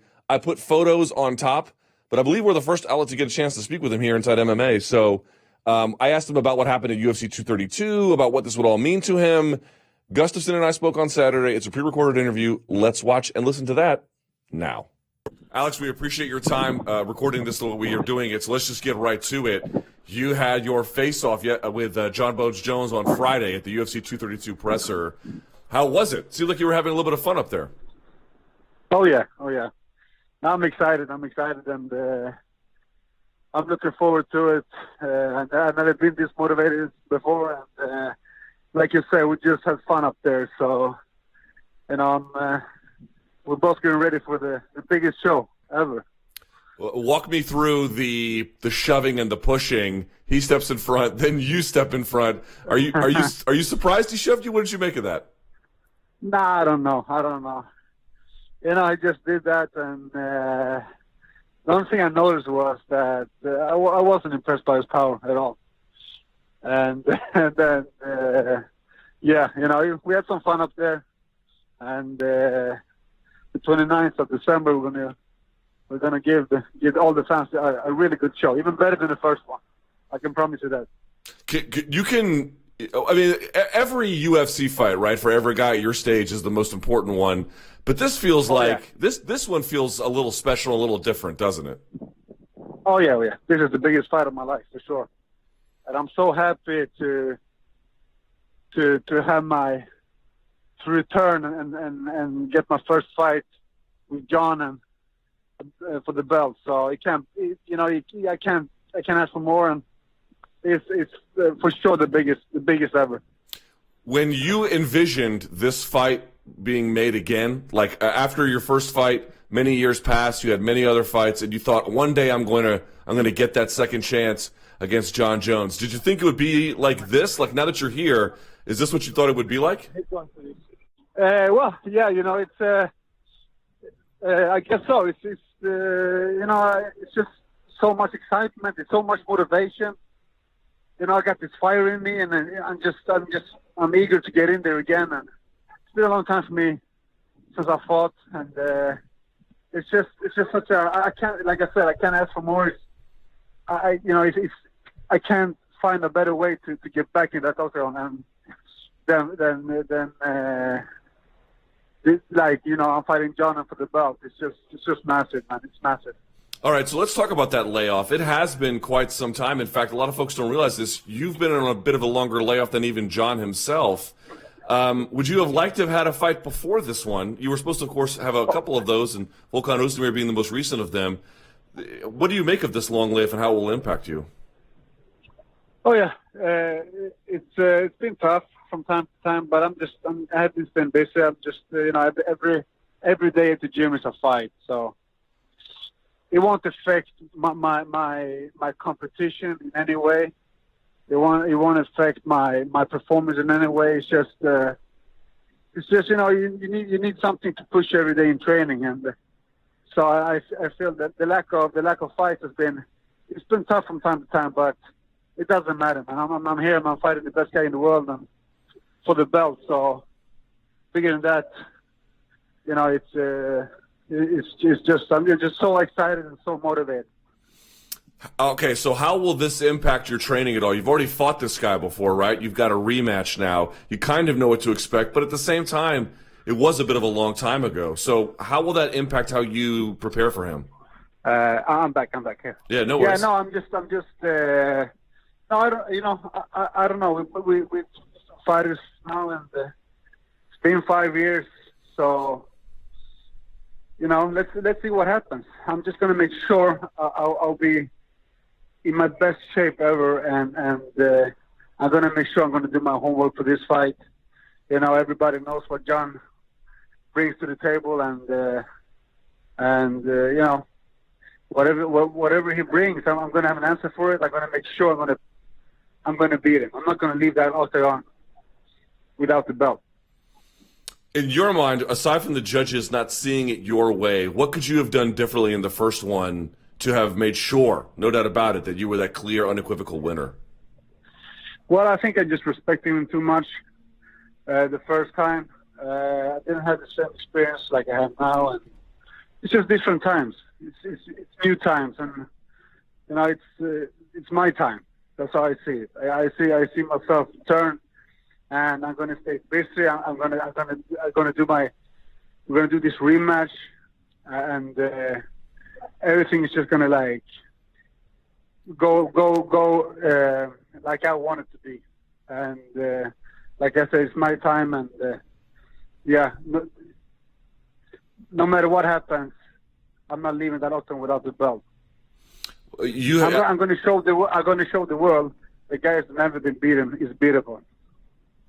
You made an interesting comment, I thought, yesterday when I think you were asked about all the USADA stuff. You said you didn't care about it. How come?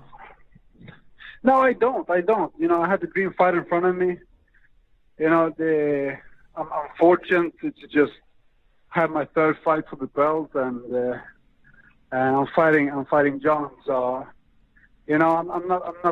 I don't care about that stuff now. It's in the past. Whatever happened, just happened, and you know, it doesn't affect me at all. I'm just focusing on the fight and yeah, the training right now, my camp and all that. You know, it's interesting. You do have some experience in these big fights. This is not new for you. I'm wondering, you know, maybe you said you gave him too much respect tactically the first time, but I'm wondering emotionally and professionally, this is actually the best time, right? Third time's a charm because you've been through everything else already. You've seen every possible challenge that light heavyweight has to offer you, both inside and outside the octagon. There's nothing new for you here other than the opportunity. Is that a fair characterization? Yeah. Absolutely. That's exactly how it is, and you know, like I said, whatever Jon comes with, you know, he says he didn't train for the first fight or whatever. You know, I don't care. I really hope it brings his A game. I really hope it brings the best to the table, because I'm getting ready for the best. I'm getting ready for Jon's A game. I don't want to hear any excuses after I beat him. Now, what's interesting is you're also a tactician. You're a high-level fighter. When you look at him, not a question of better or worse, but just different, how do you think he has changed as a fighter over time as you've been watching him? Well, he's a very talented fighter. He's a very smart fighter. Whatever Jon does in that octagon, is, you know, he has a strategy. He's a very smart fighter with a good eye. So you can't relax. You can't relax with this guy. You can't even give him an inch. You have to be on your toes the whole fight. You have to be ready the whole fight. So that's how I see Jon now. That's, you know, Jon has just been so impressive in all his fights. He never lost. So he's just that guy. He's been beating everybody. So we all know how he is and how he's been. He's the best fighter in the world. For me, he's the pound for pound best fighter. So yeah, like I said, I can't relax for a second when I fight him. So do you believe that if you beat the guy who you currently think is the top pound for pound, that would make you the top pound for pound if you won, right? Yeah, 100%. And when I beat the guy, there's not be beaten. It's going to be the biggest thing ever, and it's going to be a highlight in my career, and it's going to change my life. And that's my motivation. Would it make you the biggest, most popular athlete in all of Sweden? Would it make you pass Zlatan? Oh, yeah, for sure. That would be a sight to see. A couple more questions for you while we have you. Really appreciate your time. Can you give us an update on your health? As you know, you were supposed to fight at 226, I believe, against Özdemir, and you pulled out. What happened there, and how has the recovery gone since then? Well, he broke his nose, and then so yeah, whatever. We fight the next guy. But then I put my what's it called? My leg. I got a bleeding in my leg, and I hurt my leg in training. And I took a break for a week, or just did my rehab. And just been on it, and been rehabbing and been healthy, and and as soon as I felt good, I was back in it, and I've just been training. So yeah, there's where we are now. I feel good. My body is ready for war, and I'm healthy, and I'm ready. And so when the UFC came to you with this opportunity after he had his USADA clearance, you must have been over the moon. Were you surprised that you thought to yourself, wow, by the end of 2018, I'm going to get a chance to get the fight I've been looking for all this time? Oh, yeah, it was hard for me to believe. Then I signed the contract, and then it was just like, yeah, like you said, I was on clouds, and I was just celebrating, man. It's the biggest thing in my career so far. So, you can't compare it to any other fights. Not even our first fight. This fight is going to be even better. This fight is going to be the best fight there is in the UFC history. Another amazing fight you had was the one against Daniel Cormier. Look, Cormier is a very different opponent than Jon, but that was another 5-round war where you took him to the absolute brink. I'm wondering, what can you take from that fight into this one? Just experience doing like 5 rounds at very high pace. That's what I take, and I'm feeling confident.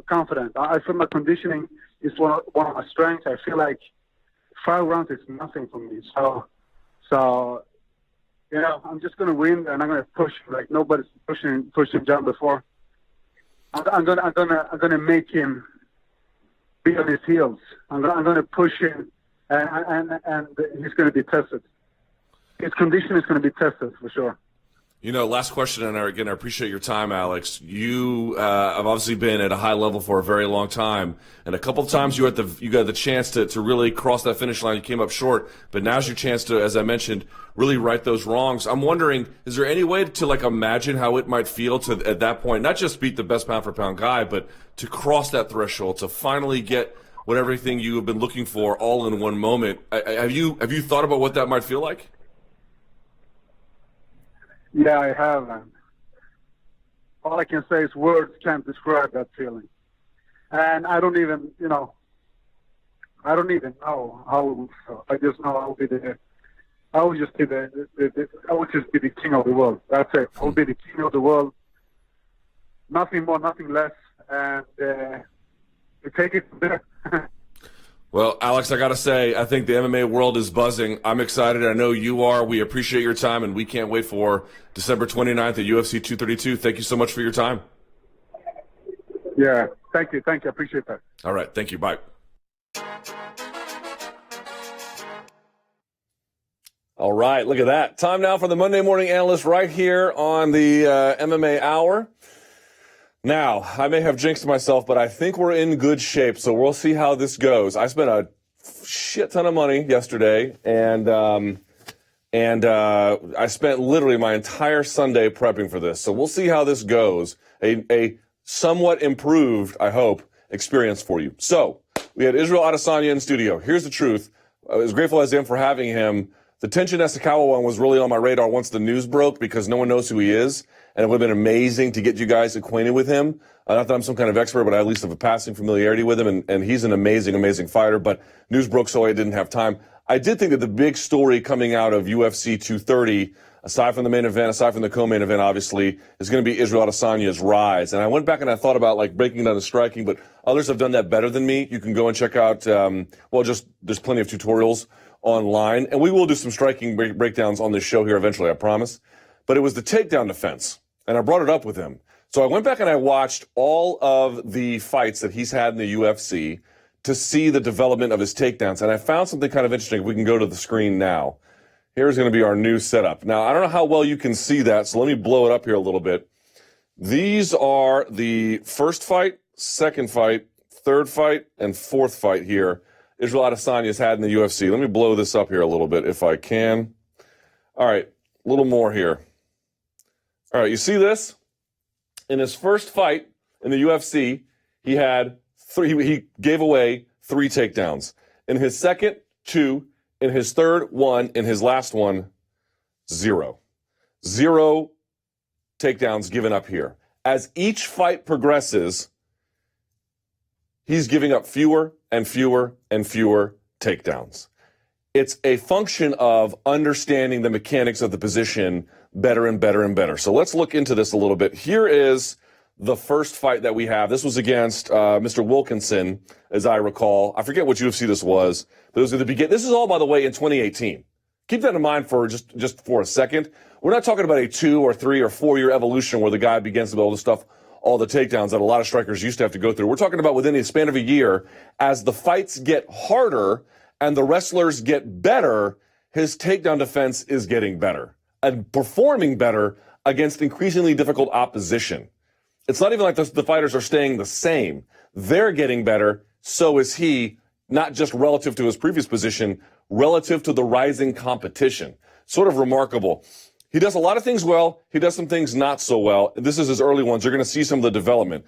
Here he is against Wilkinson. Wilkinson is bashing into him with his knee. You see this right here? Look right there. You see that knee? Hold on.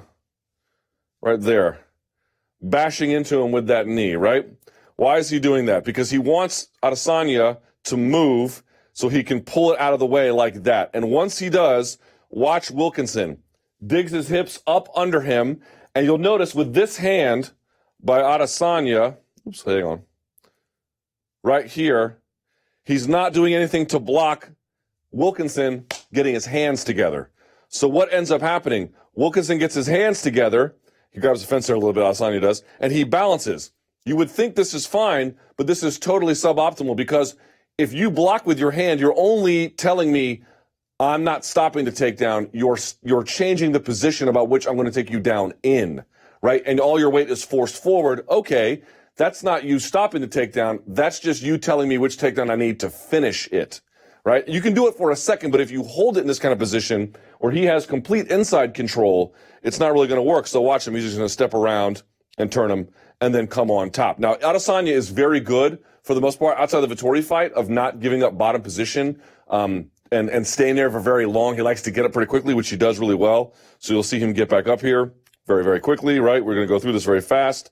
He's good about keeping the whizzer here, but you can see not a lot of attacking right here of the bicep of the hand. We'll show the Derek Brunson fight in a minute. He's very, very good about it. So here you can see he's good about getting up fast, good about keeping the overhook, not so great about knowing where he needed to be with his position and his balance, not knowing where he needed to be with his hand and how to control and fight for the underhook.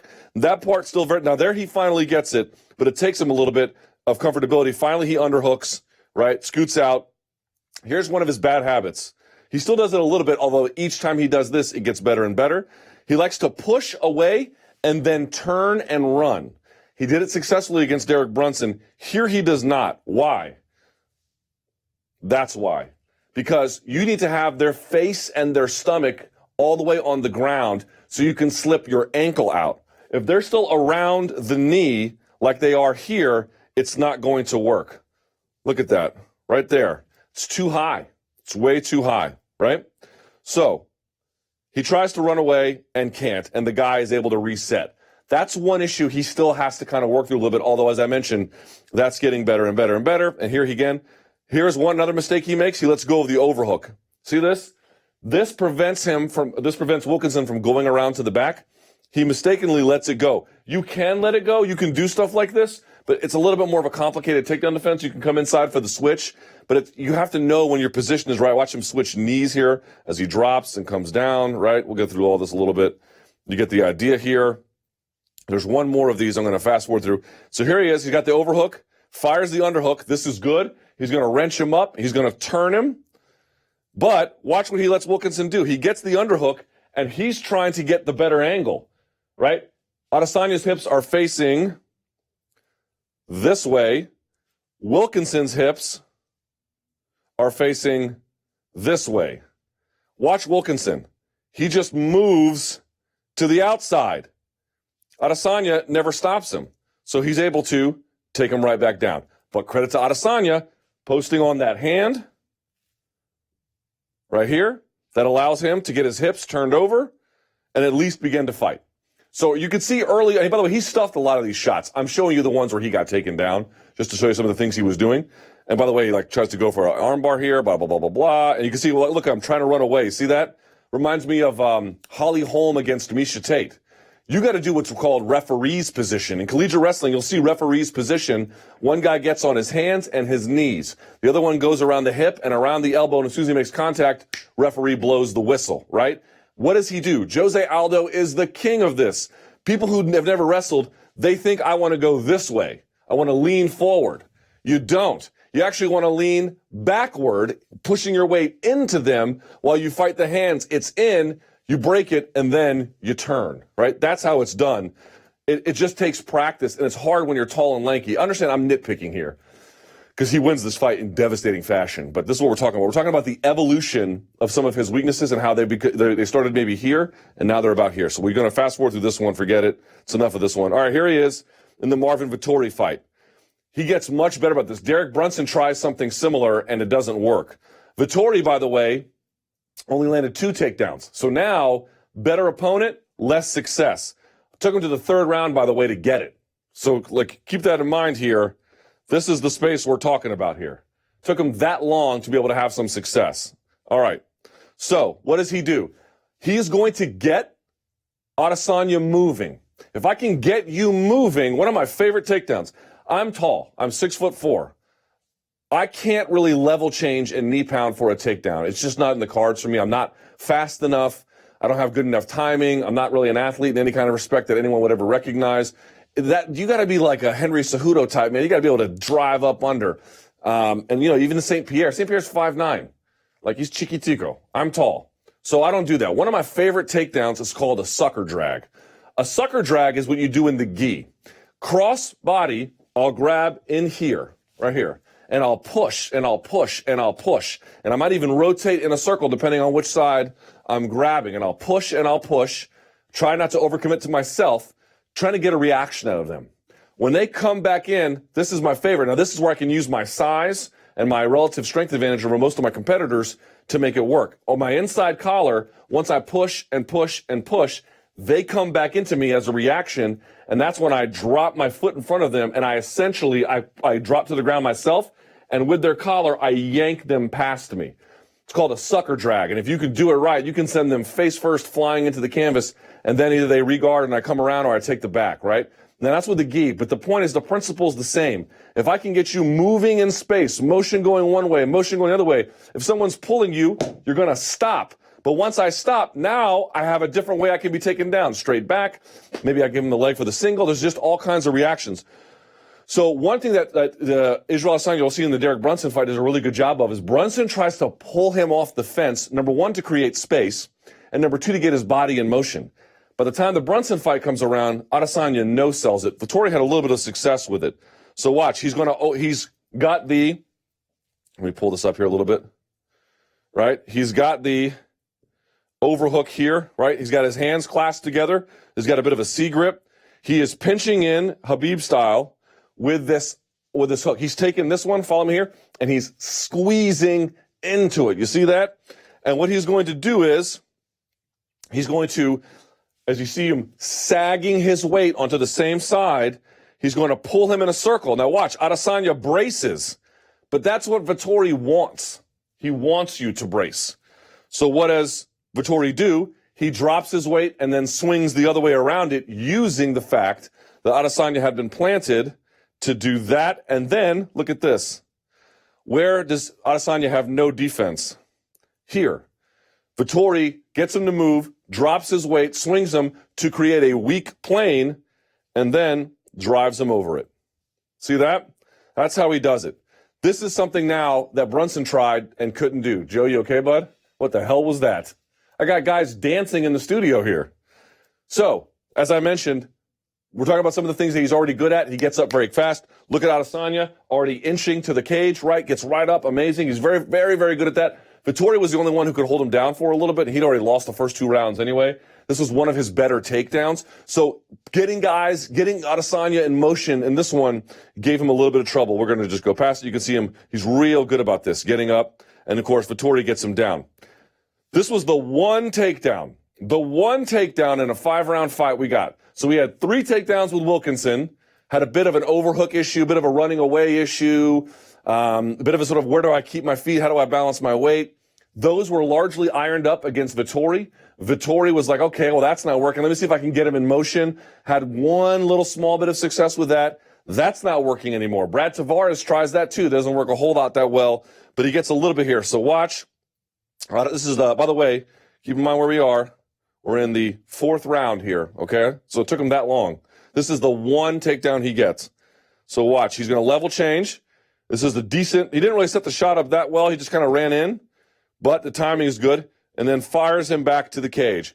Adesanya, I didn't say this on the thing. One of the things he's so good at, one of the best he's at, a guy like Paul Daly, if you shoot on Paul Daly, he will stop your takedown for the most part. Real good about digging the underhook. Rampage Jackson, same way. Rampage Jackson at his best go back and watch the Kevin Randleman fight. Really good takedown defense, driving those underhooks, driving his hips in, right? Very, very good at that, but he's not that great. Once he's up here, he's kind of trapped. Adesanya is never trapped. He uses that overhook better and better now. You can see it right there. Really like it. And on top of that, he's better about bicep control, better about keeping the hands separated here. He does a really good job. I know I'm showing his weaknesses because I'm just trying to show you the evolution of how they're going away. Just trying to keep that in mind here. In any event, he's real good about getting his back off the fence. Very diligent. Couple of finishing touches about not running away. He could probably, iron up and sharpen up a little bit. But long story short, he is one of the best about stopping a takedown, getting an underhook, getting an overhook, and using either the head or the underhook to create space and get his hips away. It's one thing to stop a takedown. It's quite another to get your back off the fence. A lot of guys can stop takedowns, and then they're just trapped. Adesanya is never trapped. So this is the one bit of success he has. Right away, by the way, what do you notice? Much better hand control. Much better bicep control. He's much, much better, much more diligent. Muscle memory. You heard him talking about it here in set. This is better. You're already seeing quicker reactions to all the right spaces. Now, Tavares has some luck here. He separates it. I just think he didn't see this coming. And frankly, neither did I. So Tavares switches the attack, tries to go for a double here, which Adesanya blocks. He's got the underhook right there. Yes. So Tavares is like, what am I going to do with this guy? All right. Switches to a single. And I think here Adesanya got a little bit confused because he doesn't really fight the hands. He gets one hand underneath the neck to come up and lets Tavares just get deep on his leg. So Tavares just runs the pipe. He pulls him out. Watch. Digs in real deep and just pulls him out. Right there. That's it. I think it's just unaccustomed to that different of attack. It's not a head outside single where you run the pipe. It's the head inside single. That's all it is. Look, head around the inside. Just it. He pulls him away from the fence and then runs the pipe. You can go down. Just like that. And he gets on top. This is the only place he has success in it the whole time. So now you're seeing guys try something on him and it doesn't work. Guys try something on him and it doesn't work. Guys try something on him and it doesn't work. So they go to the next one. But now none of that stuff is working. Now, I'm not saying he won't get taken down again. He might, right? This is a very, very difficult division that he's in. He's going to have tough opponents. Jacare, if he ends up fighting him, very good wrestler, very good on the ground. So all this will be kind of interesting if he does. I'm just pointing out it's usually never the same thing twice with him. You're noticing every time. You could say, well, Luke, wasn't this kind of similar to the Vettori one? Not really. It was up against the fence here. He wasn't really getting him to plant his weight any kind of way. He was just using the fence to drive in and then try a takedown defense where he got kind of caught not really attacking the hands enough here. So he just kind of just doesn't really – he's got two hands on there, but at this point, Tavares has already got him together, right? And then he just takes him down. And that's it. All right. So now we get to the Brunson fight. Now watch this. You saw all the things that went wrong in his previous fights in terms of the takedown. Again, bear in mind that was the only takedown he got against Tavares, one of two Vettori got, And Adesanya won all those fights. So here we have against Brunson. Now, what are we looking at here? Brunson comes in, by the way, doesn't set it up. You can see Adesanya already good about getting the underhook. Look how he's planning his weight, squaring up on him, not letting him get to an angle where he can be taken down. Rotates around. Here, get his hands up high. If he needs to come and drop down, he can. He mentioned having trouble. He's trying to right his posture here. If I can keep you up, I can't get down. That's what he's trying to do. Now, Brunson's a very good attacker, and he gets double underhooks. You can get that crossface there depending on what you're trying to do. That's not a wrong answer necessarily, but watch. He gets him up against the fence here as I just rotate through the footage. Calm, right? Not panicking. Where's his weight? Back up against the fence, but down and squared. Not letting him get to any kind of angle, right? Keeping those other underhooks. Brunson trying to use his head. Adesanya avoiding most of the pressure. Now he gets in a little bit there. Adesanya rights it up a little bit. What does he do? Watch. Here's Brunson trying to use his head pressure. See that right there? Look, lets it go so he can change because he's not getting anything with it and immediately goes to the hand. Looking, by the way, look at his eyes. You can see them here. He's watching down here. He can look at everything. Nice that he did that, right? And here he is, fishes the whole time for it. Had a little trouble. You see him? Doesn't give up on it. Holds position. Keeps fighting. Grabs for the wrist. And then look. This is what I'm talking about. Gives up the overhook. Comes around the head. Uses this inside tie with the hand control to push and then turn at the same time. Brunson reads it. He goes back to his fundamentals. Overhook. Trying to find the hand. Now he has the underhook. Lets it go because he wants that bicep control. Right? We're going to roll through this footage here just for very quickly if I can. He's staying on him. By the way, here's where he's grabbing these shorts. Look at that. Look at that. Like he's got a handful of shorts. Where is his hand? Right on the bicep.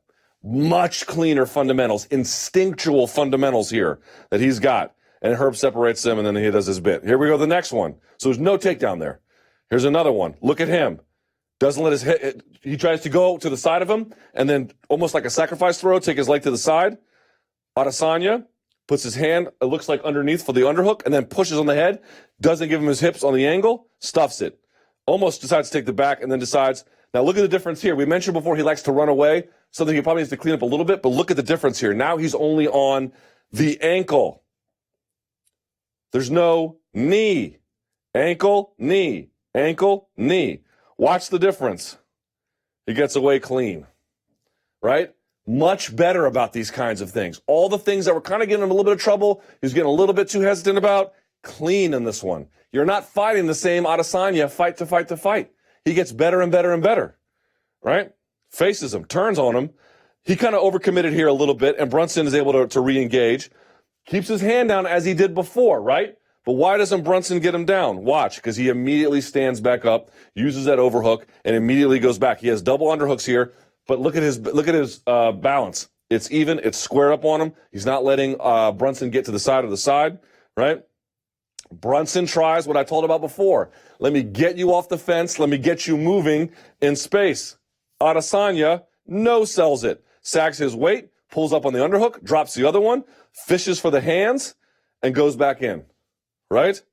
Brunson tries to use his head. Adesanya stays calm, avoids the trip here, gets to the side. Now he's look at him. Right now, look at him. Plotting his next move, yes? Here we go. Fires there, tries to see if he can get a reaction out of him. As soon as the hand lets go, what's he go right to? Bicep control. Every time. This is what I'm talking about, folks. You're seeing it in real time. Keeps his hand down there, finds the bicep. Watch, he's probably going to go, I haven't even remembered this. Is he going to go around the top and grab the head and get away? Let's see. Just like that. Overhook comes out. He pushes away. He's got a hand on the shoulder, right? And then a hand on the overhook. Pushes away. Brunson fires. Brunson fires. He ducks. Stays calm. As soon as Brunson reshoots, he goes back to his fighting position. Look at that. Yes. Here's Brunson deep on the overhook. Adesanya, deep with the underhook. Adesanya has the overhook. He's got the elbow kind of tucked inside to prevent the hands coming together. This is the same kind of takedown, by the way, that Brad Tavares was trying. Watch the difference. Tries to pull him away. Adesanya no-sells it. Tries to change and step around it. What does he do? Pulls his leg out, breaks the hands, So now he can't. That was almost identical to what Brad Tavares was doing. No success. And who's a better wrestler, Brunson or Tavares? Tavares is very, very good, a very well-rounded fighter. I would argue Brunson's a better wrestler. You're seeing all of those holes I showed you plugged in, one after the other.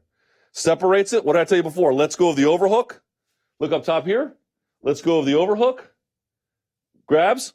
Oops, sorry. And turns. Pushes him away. Brunson follows. Look at that. I mean, that is crazy, right? Unbelievable, the difference there. So now he gets away. Here's another one. We'll go through these quickly. Stops it. No sells it. Let's go through this. Look at it. Look at him getting down. Watch this. Ducks the punch. Look at the underhook. Instinctual. Immediate. Right away. He loves that right underhook. Now what does he do? He's got to the side. He's got the overhook. Pushes the face away. Gets in. Gets his hips back. Got the forearm to create a frame. And gets away as he steps back. Now, he's this one where he said Brunson, he lets Brunson get him. But he didn't get taken down. Brunson runs him back into the fence. Let's see what he does here. Look at Adesanya. Pummels in. Whoop. And now he's back to a working position. Turns him. I think he gets turned one more time. We'll go through this kind of quickly. Blah, blah, blah. Right? I won't show the finish because I know UFC will get mad if I do. Sags his weight. Turns him. Just stays calm. Keeps Brunson from level changing, right? Because Brunson has double underhooks. He probably wants to drop at some point. Pull him off. Not letting him. Balance is good. Weight is good. Posture's good. Presence of mind is good. He loves to lean to this outside right side here. And when Brunson tries to pull him away, what does he do? He drops further, breaks the hands, opens up, turns to the angle he needs to turn at, and look, gets his hands down and sprawls like a king. One more time.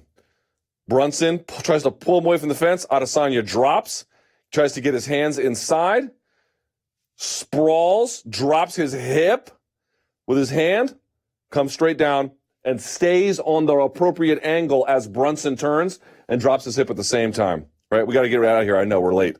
Sorry. Tries to take the back. Brunson gets back in here, and then he just pushes away. Boom. And then he hits him with his knee. Watch this. Bink. Ridiculous, right? So here's my point.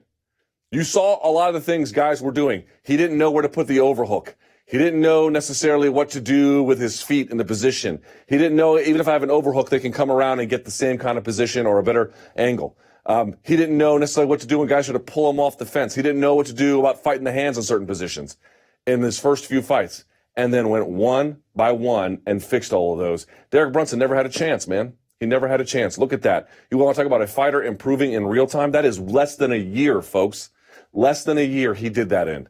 That is crazy. If he keeps that up, I am telling you, man, that is going to be one tough customer to beat. Israel Adesanya is not the same fighter over and over again, fight to fight. He is massively improved. His takedown defense is now sensational. Good luck fighting him because you're going to need it. All right. Ooh. We go now back to the desk. Let me see here as I put my headphones on. All right. Now Joe has to reset. You got to put that. Like you hear, Joe. Joe, why were you dancing earlier in studio? I don't even understand that. Oh, you tripped over a cable, so you just decided you were going to be in the Bolshoi Ballet, huh? Interesting. All right. Well, big thanks to Israel Adesanya. I'm seeing all the responses to it on Twitter. Apparently, y'all were big fans of it. Me too, man. That was the best interview I've ever done on this show, and one of my favorite I've ever done in MMA, to be perfectly candid with you. So, big thanks to him. I always like it when people come in studio. It's always a little bit better. You can go ahead, bud. We got to make this work, don't we? All right. How much more time do we need? We're ready to go? We want to do the sound off? Yeah, we can do a round of tweets if you want. You want to do a round of tweets? All right, time for a round of tweets. Here we go. Hey, Joe's all on the shot. Joe, can I have my phone, please? All right, let's get these tweets up. Let's get the clock up. Once they're up and running, we will keep this going. All right, here we go. Let's see what we got. My phone's over here, my friend. Thank you. First tweet, and then get the clock, and I'll be ready to go. There's the clock. Let's see the tweets. All right. Floyd versus tension. There's not even a question. This is Donk saying it. Yeah, man. I mean, I spoke about it earlier. People want to see strange things because they're tired of what they perceive as the ordinary. Welcome to a new hell? Next. Can we thank Japan for doing what they do and letting Mayweather do whatever he was doing with Horizon so we can move on with the Khabib rubbish? Ooh, I hadn't even thought about that. Yeah, you know what? I would rather Mayweather fight Tenshin Nasukawa than Khabib Nurmagomedov. Because Khabib Nurmagomedov, well, Tenshin should be fighting tough guys too, and will be, of course. But Khabib is a little bit longer in the tooth. He's much younger. I think Tenshin's like, 20 years old, something like that. He's very, very young. So he's got a lot of time to do some stuff. You know, Khabib, man, I think he's 30 at this point, or pretty close. Let's make sure he's fighting the toughest guys he can and defending that UFC title. Yeah, I agree. Next. What news do you have about whether or not Khabib is getting paid and any suspensions for UFC 229 incident? Y'all know that's not the kind of reporting I do. So I have none. Next. Okay, if Khabib gets a long suspension, wouldn't it make sense for him to fight Mayweather, make money, improve striking, and stay active? If he gets a long suspension, he can't fight Mayweather. You wouldn't get the suspension would carry over to boxing, right? So because the suspension, I mean, I guess if you mean by the UFC, then maybe. But if the suspension's from the Nevada Athletic Commission, he can't fight no matter what. Now, I guess he could fight in Russia and just say F it, but then he'd be ruining his career in the United States and any kind of sanctioned territory for the rest of eternity, basically. Although Vitor Belfort did it, so maybe not. But, yeah, that's the issue. If the commission suspends you, it carries over to all the sports. Next. What did you think of the new Slipknot song released on Halloween? Sorry, I don't pee sitting down. Next. Let's see. Please. Here's the thing about unblocking. Y'all tweet dumbass stuff to me, like anti-Madrid stuff. I'm not real bitter about it, but I want my Twitter experience to be pleasant. Don't do that, and you won't have to beg here like a homeless man jingling a cup outside. All right? Give me his name. I'll unblock him later. Next. What do you think is a more promising prospect at this moment, Israel Adesanya or Zabit Magomedsharipov? Oof.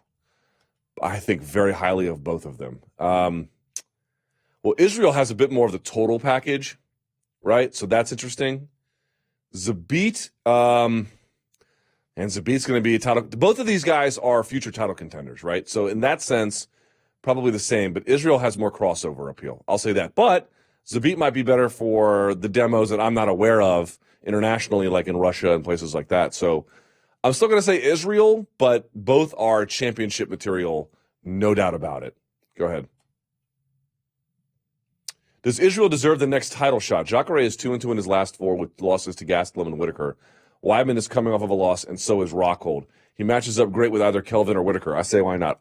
Here's what I would say about that. I would not be opposed at all to any of those kinds of opportunities. I think if they want to go ahead and give him one, I would kind of get it. I still feel like, though, in a perfect world, which I grant is not the one we live in, but in a perfect world, I would say I would like to see him have one more fight. If it's Jacare, great. If it's Rockhold, I would take that one too. Someone like that, some kind of OG super force in that division. Brunson was a very, very, very tough test. But more than that, I think he needs somebody who was either a champion in a previous major organization like Jacare or in this one like Rockhold. I think getting past that would just send the hype into overdrive. So if they wanted to go with the title shot next, I'd be okay with it. But I kind of feel like just one more. All right, next. Do gloves change with the weight class, or is the padding for 115 the same as the 265? My understanding is it's the same, but I might be wrong about that. I actually need to check. I know it can change in weight based on the size, in the sense of, do you have quadruple XL gloves versus small gloves? That can change the weight, but I don't think it's changed by virtue of designation in terms of the division. Next. How do you feel about the UFC having division-driven cards like middleweight fights on Saturday or UFC 146? I feel like no matter what I feel like about it, it's the future because it provides insurance against all kinds of problems that emerge. It's like it or don't like it, it's your future. One more. I know I went. Last one. Do Adesanya and Costa fight before one of them gets a title shot or after? I'm going to guess after because you kind of, not ruin, but you set back a contender unnecessarily at that point. All right. With that out of the way, not a moment to waste. Let's go to it now, Mr. Segura. It's time now for the sound off right here on the MMA Hour, please. All right, let's go back to my main man with the plan. Bogota's finest. There he is, Danny. Great interview with Adesanya, man. I appreciate that. Well, it's all him, best. really. If you're just an interesting person, I don't have to do much. Did the Monday Morning Analyst make sense? It did a lot, and no technical difficulties, man. I know. Can you believe it? Yes. For the first time, all I had to do was I feel like something bad is gonna come from it. Like, okay, if this doesn't mess up, you're either gonna miss your train leaving this or something. Yeah. Something's gonna. It's like go this. on. I interviewed Derek Lewis last week. He's like, I don't like good things because all it tells me is that bad things are around the corner. Yo, watch out, man. You're right. All right, well, you know what? I'll take what I can get. Let's do it. Yeah. Okay, first call. Set it up, my friend. Okay, let's do it. Let's just get the whole Mayweather stuff out of the way. Let's do it. Let's just do it. Hey Luke, it's Cottle from Ireland here. I'm just wondering, what's the logic behind Floyd Mayweather fighting in Ryzen? It's on Fight TV, it's the same price as usual, the ticket prices haven't gone up at all. The arena is pretty much sold out for the most part. Like, what's the financial logic? I know it's great exposure in media, but what's the end-all be-all for Floyd to take the risk and take this fight? Thank you. Well, risk is a strong word here. I am absolutely convinced there's going to be no risk, Danny. They're going to have a rule set that very much appeals to him. The fact that they didn't have a rule set announced automatically tells you he's going to use his leverage to get them to change it late. Whether it's an exhibition or not, I don't know. What weight, I don't know. By the way, Tenshin Nasukawa fights in with the 120s. Floyd hasn't fought that much, that weight since, 2005 or something? So he has a size advantage for the first time ever. He's got a lot of advantages. It's not, I think the logic here is that who's a big star that they could put on pay-per-view and make money off of in MMA and still make the same kind of and still get the same kind of opportunity? You could have said Khabib Nurmagomedov, but I don't know. I think he's looking for a better deal, and if they're doing 50-50 on pay-per-view, Danny, maybe that's the difference because he's not going to get 50-50 pay-per-view anywhere else. Yeah, it's just so weird. Rising out of all promotions, like Mayweather's a big star where in the U.S., right? So now he's a global all over. superstar. Right, as well. But like his main brand, I mean, Mayweather, you think of Las Vegas, right? Yeah. That's he has a deal with MGM Properties to fight. I think if he fights in the United States, he has to be on one of their properties. Yeah. So, I mean, this whole situation is super weird. Plus, like, the rule set is not even made. Like, I saw him he took a picture and he put on an MMA glove and a boxing glove. So I don't know if that's going to go down. But yeah, it's just a really bizarre situation. And there's still a lot of questions left to be. By the way, why is Ryzen going to bankrupt themselves to pay for Floyd? That's another weird part about this that I don't quite understand. Yeah. But, okay, here we go. Yeah. Hey, shouts out to Floyd's Movember beard. Did you see that? It was wild. You know what's funny about Floyd? Why is it he shows up to pressers in tracksuits, and then when he's out with Kadyrov, he's out in nice suits? It's like, wouldn't you want to do the opposite? I don't know. All right, whatever. Yeah. All right, now let's get to UFC 230, which just happened over the weekend, and let's talk about our guest today because he's popping right now. Yeah, he is. Hey, Luke. This is Mike from Deerfield Beach, Florida. My question for you is Israel Adesanya, style bender. When it comes to him having this 4-0 record in just 8 months, what do you think his ceiling is coming into 2019? Do you think he'd be able to possibly get that Anderson Silva fight early that January, February, setting up a title fight in mid-June, July possibly? Maybe end up with a rematch and possibly even a title fight? Could 2019 be an even better year than Israel Adesanya's 2018? Big fan of the show. Appreciate everything you do. And thank you. Well, thank you, sir. Here's what I would say to that, Danny. 2019 is going to be, I would be shocked if he doesn't contend for a title, if not outright win one. We're talking about a very, very, very special individual here. The Anderson Silva fight does nothing for me. Nothing. Really? Do you like that idea? I'm a huge fan. Okay. That fight needs to go down. You are a believer. Give me the case. Okay. So the whole idea of this, a lot of people are going, whoa, but that's a step backwards. It is a step backwards. I don't think it is. I think this is the path to the title, and I think Anderson Silva is a slight detour, but I don't think it's a step backwards at all. I mean, the fight for Derek Brunson was the fight to see how legit is he. And we saw that he's super legit. I mean, no scrub beats Derek Brunson. You have to be very legit to beat Derek Brunson. And Adesanya went in there, made it look easy. So we know he can fight. After watching that performance, I go, okay, this guy can definitely win a title. Like, this guy can definitely give a fight to Robert Whittaker, Kelvin Gastelum, whoever wins the belt. Now let's bring up his star power, right? Because we already know he can fight. And who's the biggest star? I mean, at least for the casuals at the middleweight division right now, I would say Anderson Silva. It's still a fight that, standing wise is interesting. And, it gets him another win in his record, a manageable task, because I'm not saying Anderson Silva, is a walk in the park, but it's a manageable task that will put his brand up even higher. At this point, I don't think there's any questions regarding Adesanya's skill. I don't know if you still have any. I think he's super legit. No, my only question about his skill is, oh my God, how good is this guy about to get? That's the only question I have. You don't think Anderson Silva provides enough of that room for him to get even better? No. And also building his star power? No. Why don't you like it? I think Anderson Silva's star power has massively faded. As a fighter, he has massively faded. We're talking about an all-time great, if not the best ever, number 2. Yep. Understand what I'm talking about. I'm not making a claim about what he's done. I'm making a claim about who he is today.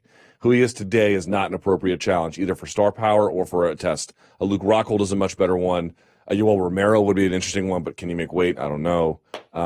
Somebody like that. I want to see somebody who is still relatively close or in their prime. I don't care about people who, I care about Anderson Silva, but not as it makes, it does nothing for me here. If he goes in there and mows him down in a round, what did you learn? Nothing. You got nothing out of that. But I feel like I got all my questions answered with the Derek Brunson fight. Did you? Against Yoel Romero? I would want to see that. Sure, but then you'd be taking a very risky fight. Yeah, well, do you want to be a title contender or not? I mean, that's what risk is. He's already a title contender. I understand, but I'm saying, like, you want to beat these guys or not, man? Like, you don't get easy fights. You get the right fights to get you to where you need to be, as I mentioned. Yeah. Look at his takedown defense getting better and better and better against better opposition.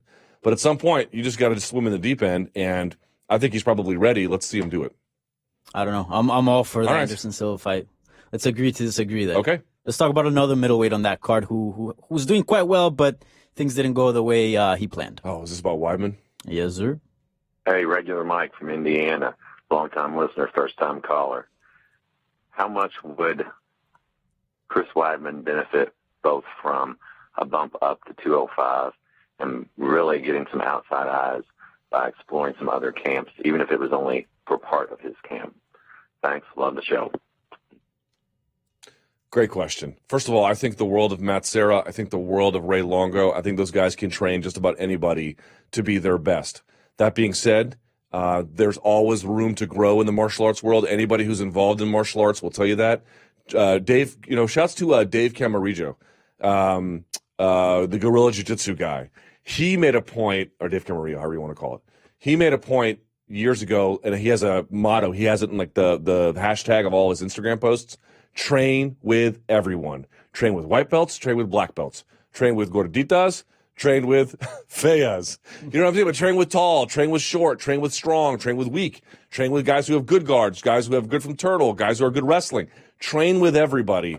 It just makes you better over time. And he does get some nice looks over there with Henzo's and all those kinds of guys.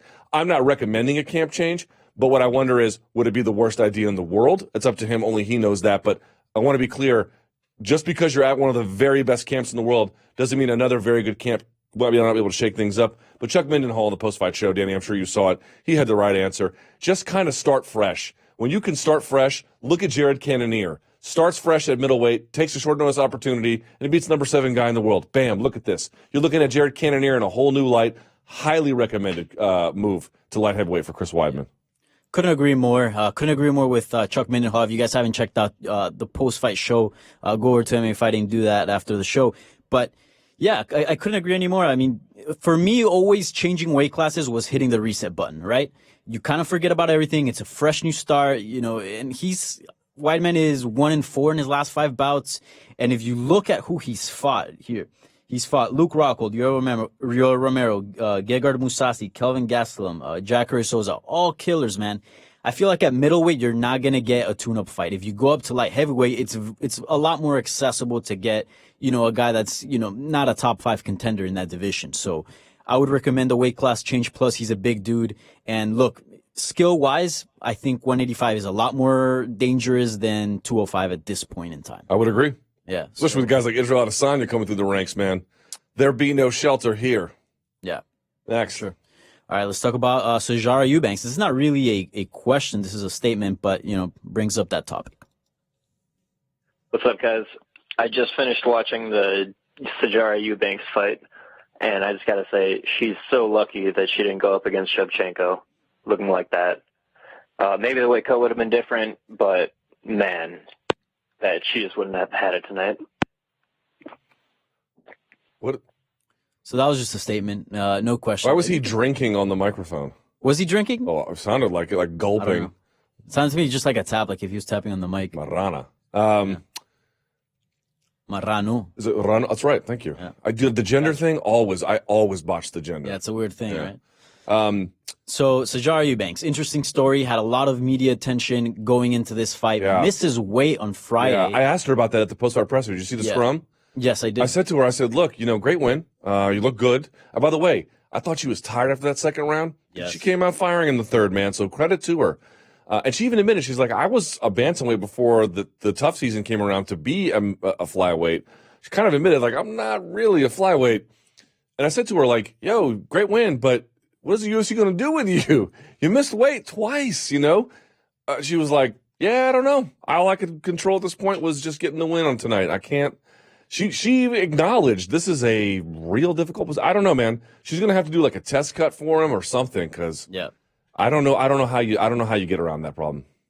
Yeah, it's a very difficult situation, and she has so much media. I feel like, there's a saying in PR, there's no such thing as bad publicity. Well, I feel like in her case, it worked out in the very beginning as far as like, the whole cancellation with the fight. The Joe Rogan thing. Yeah, the Joe Rogan thing was huge, and I feel like people just knew her just from the fact that she was on the headlines constantly.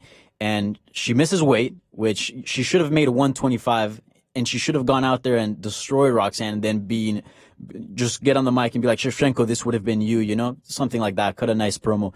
But instead, she has a very tough fight, somewhat, pretty competitive. There was some parts there that, she didn't look so great, and, she missed weight. So it's a really tough position. Very interesting position where she's at right now. Certainly is. Yeah. You have time for more? Yeah. We got a few more. All right. This is not about UFC 230, but still women's MMA. Very interesting question. All right. What's up, Luke? This is Sawyer calling from D.C. Shout out. My question is about Amanda Nunes' legacy if she were to win this fight in December. So she's already beaten Ronda Rousey, Miesha Tate, Valentina Shevchenko twice. And if she were to beat Chris Cyborg, do you think she would be the greatest women's mixed martial artist of all time? Ooh. I don't feel like a lot of people are really talking about the opportunity that she has in this fight to cement her legacy. You know what? That's a great question. Shouts to my man. I didn't think about that till he brought it up, man. Oof, that is a good point. Yeah. Wow. Dude, and especially because, look, let's be honest, Shevchenko's going to there's a good chance she's going to become the UFC flyweight. She's right. If you beat Shevchenko twice, Tate, Rousey, and Cyborg. Wow. That's a good, you might just be, I have to think about that for a second, but yeah, you just might be, man. That's how have we not talked about this? You know what? That's what we have sound off. We're sitting there talking about hot balls on Derek Lewis for 8 weeks, and we're not even talking about the fact that Amanda Nunes is on the cusp of something really important here. By the way, if Cyborg wins, you could say, well, was that the right fight and in weight class and stuff? But she also would be submitting a bit of a legacy. Just right now, she has a pretty impressive resume to claim that, GOAT status. Yeah, of course. Yeah. Jesus, how have we not talked about that? That's crazy. It's insane. Also, Megumi Fujii had done a lot as a fighter as well, but I think Amanda Nunes, if you can get those scalps, that's going to be tough to beat, bro. Yep. All right, what else we got? You got one more? Yeah, no, we can do a couple more. Okay. I'm just going to run like a jackass like I always do uptown. All right. Okay, so let's go back to the middleweight picture. Sounds good? Yeah. Hey, Luke, it's Joel calling in from Canada. My question today is, after UFC 230, what is kind of the lay of the land for the middleweight division? We know that Gastelum and Whitaker will be fighting early next year, but after that, who's the next contender? I really think Weidman probably would have got the shot if he had won, but since he lost, Chacare's lost convincingly to both Gastelum and the champ, Whitaker. So who's next? Is Adesanya ready to step up there? Or somebody like Rockhold Romero? We already saw them fight against Whitaker recently. So who do you think is next in line, and kind of what's the lay of the land, in your opinion, for the middleweight division? Thanks. Love the show. See ya. Danny, why don't you feel that one first? I kind of given a little bit of a hint here or there. What are you thinking for it? Well, I would say give Adesanya the Anderson Silva fight on the same card where Robert Whittaker will be defending his middleweight title. I do like that. I like Adesanya competing on that same. Adesanya has to be on that card, in my opinion, because he's got to get on the mic and be like, yo, whoever wins that fight, I'm next. Yeah. And I really like the whole, putting the same weight classes, putting a lot of the weight class contenders in the same card, because one, it, makes the timelines work. And two, it cuts for incredible promos. Plus, you get them all in media day all together. You know what I'm saying? It's pretty good. So I think definitely get Adesanya on that card, and I think Adesanya is the guy. I think he's ready. For me, the Brad Tavares performance was definitely eye-opening, but, Brad Tavares, although very skilled, he's not, a top 5 contender. Brunson, I think, very highly up. He's a guy that can strike, has power, can wrestle. Fought tough guys. And he's only lost to the very, very best. Yeah. So the fact that he was able to do what he did to Derek Brunson, to me, speaks volumes that this guy's ready for a title shot. So I'd like to see him fight. I wouldn't be opposed to it. Yeah. But I feel bad for Jacare too, man. I guess put in the work, but he's got losses too. The other thing was, 2 guys contending. I know. And the other thing was that, we saw Israel here today in studio, and we saw him with the post-fight presser, his face looking clean as shit. Yep. And then poor Jacare was nicked and dinged, man. Fantastic fight. But ridiculous. What a warrior he is. I've said this before. Have you ever seen the clip where Jacare gets his arm broken by Roger Gracie? And then he just if you've never seen it, Roger Gracie is upside down trying to break Jacare's arm. They're in the gi, so you can't just slam him out. Well, there's no slams in IBJJF anyway. And his arm breaks. And Jacare doesn't scream. He lets the arm break. And I'm going to stand here for a second. Here's what he does. So the bell expires, arm breaks, bell expires, and he stands like this. He stands like one arm like this, dangling. He's like, yeah. Oh, no, wait. You missed the part. He broke his arm, and he has about 45 seconds to a minute left on the mat. Yeah. And he gets back on the feet on neutral position, and he's just head posting with his I forgot about that. Yeah, the broken arm away, and he's defending takedowns. And the worst part is that you can see his face; he's just grimacing. You can tell he's in a lot of pain, man. Yeah. And to win a jiu-jitsu tournament, what do you win? Bro, to win $50 and a high five. Exactly. You get 10 dudes on the bleachers cheering for you. Dude, Jacare is 38 and out here beating up the best of the world. Incredible. He's a ridiculous athlete. It'd be kind of sad to see him never get a UFC title shot, right? It would. Because he's one of the greats at middleweight. It would. He really is. All right, very quickly, I have time for one more, then I have to go. All right, let's do it. Hit me with the digits. All right, let's talk about some reffing and controversial decisions. Hey, what's going on, Luke and Danny? Love the show. You guys have been killing it. Obviously, the Weidman stoppage this weekend was awful. My initial reaction was to blame Miragliotta. I think that's not the real problem because he's done this before. The Yamasaki, Herb Dean, even Big John, probably every ref.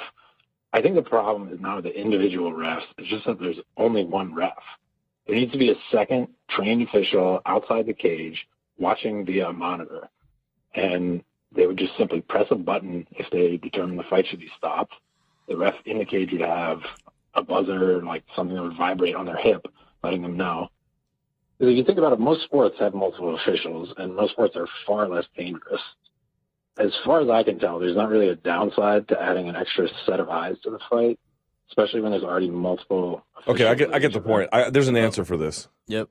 The answer is who's going to pay for that, and what states can do that. California can do that, having extra refs. You could say, well, what about the other refs who are not working? But they need a break. They need to collect themselves. They may have other issues. They may be checking people ringside. There's lots of things. You have to have the amount of refs. You have to have the amount of money. You have to have a lot of things going on. You have to change how the sport would be structured and observed and officiated. Not saying it's a bad idea to have more eyes. It's fine. But this is the problem I mentioned when Adesanya was in the studio. You hand over the keys to the car to the government, and now everything is bogged down in government bureaucracy and lack of efficiency and a lack of resources. Yeah. Not a bad idea, just not a realistic one. Yeah. Hey, shouts out to Jacare for not dishing out any more punishment to Chris Weidman. 100%. That's a true gentleman right there of the sport. But yeah, that stoppage was bad, and it kind of makes me think because, we see the fights on camera from our home, with all the angles, nice, clear view. The refs don't get that, So I think it would be a great idea, as this caller brought up, to have a second ref chilling outside, watching, on a monitor what we're seeing, and then, talking to the ref inside. We see this in soccer all the time, refs standing on the side telling the main official if there was an offside or etc. I think it'd be a lot better to have more eyes on this sport, especially since it's a very dangerous one. I can't argue with that. The only thing I'd say is, because I got to get out of here, the only thing I would say is people are like, oh my God, how can these guys keep reffing? They make such mistakes. You're looking at the best. That's what the best refereeing looks like. Tom Brady throws interceptions. Aaron Rodgers throws pick sixes. Doesn't happen very often, but they do. Maybe these guys are Aaron Rodgers and Tom Brady, but something like that. Okay, it's more like Kirk Cousins. But the point still remains. That's one of the best quarterbacks in the world. That's what that looks like when they do their job. They're going to make that many errors. It doesn't mean you don't comment on the error, but show me somebody who does it better. There's not many. Yep. All right, that's it, man. All right. Hey, good show today, buddy. Yeah, very good show. Really appreciate you doing all the work you did. And then again, I'm a douchebag for bailing on you, but I will make it up to you, okay? Yeah, you owe me. I do. Thank you so much, man. I really appreciate it. All right. And thank all you guys out there. Keep sending those tweets using the hashtag #TheMMAHour. Be sure to keep calling that phone number, 844-866-2468, The MMA Hour at Vox Media. And until next time, stay frosty.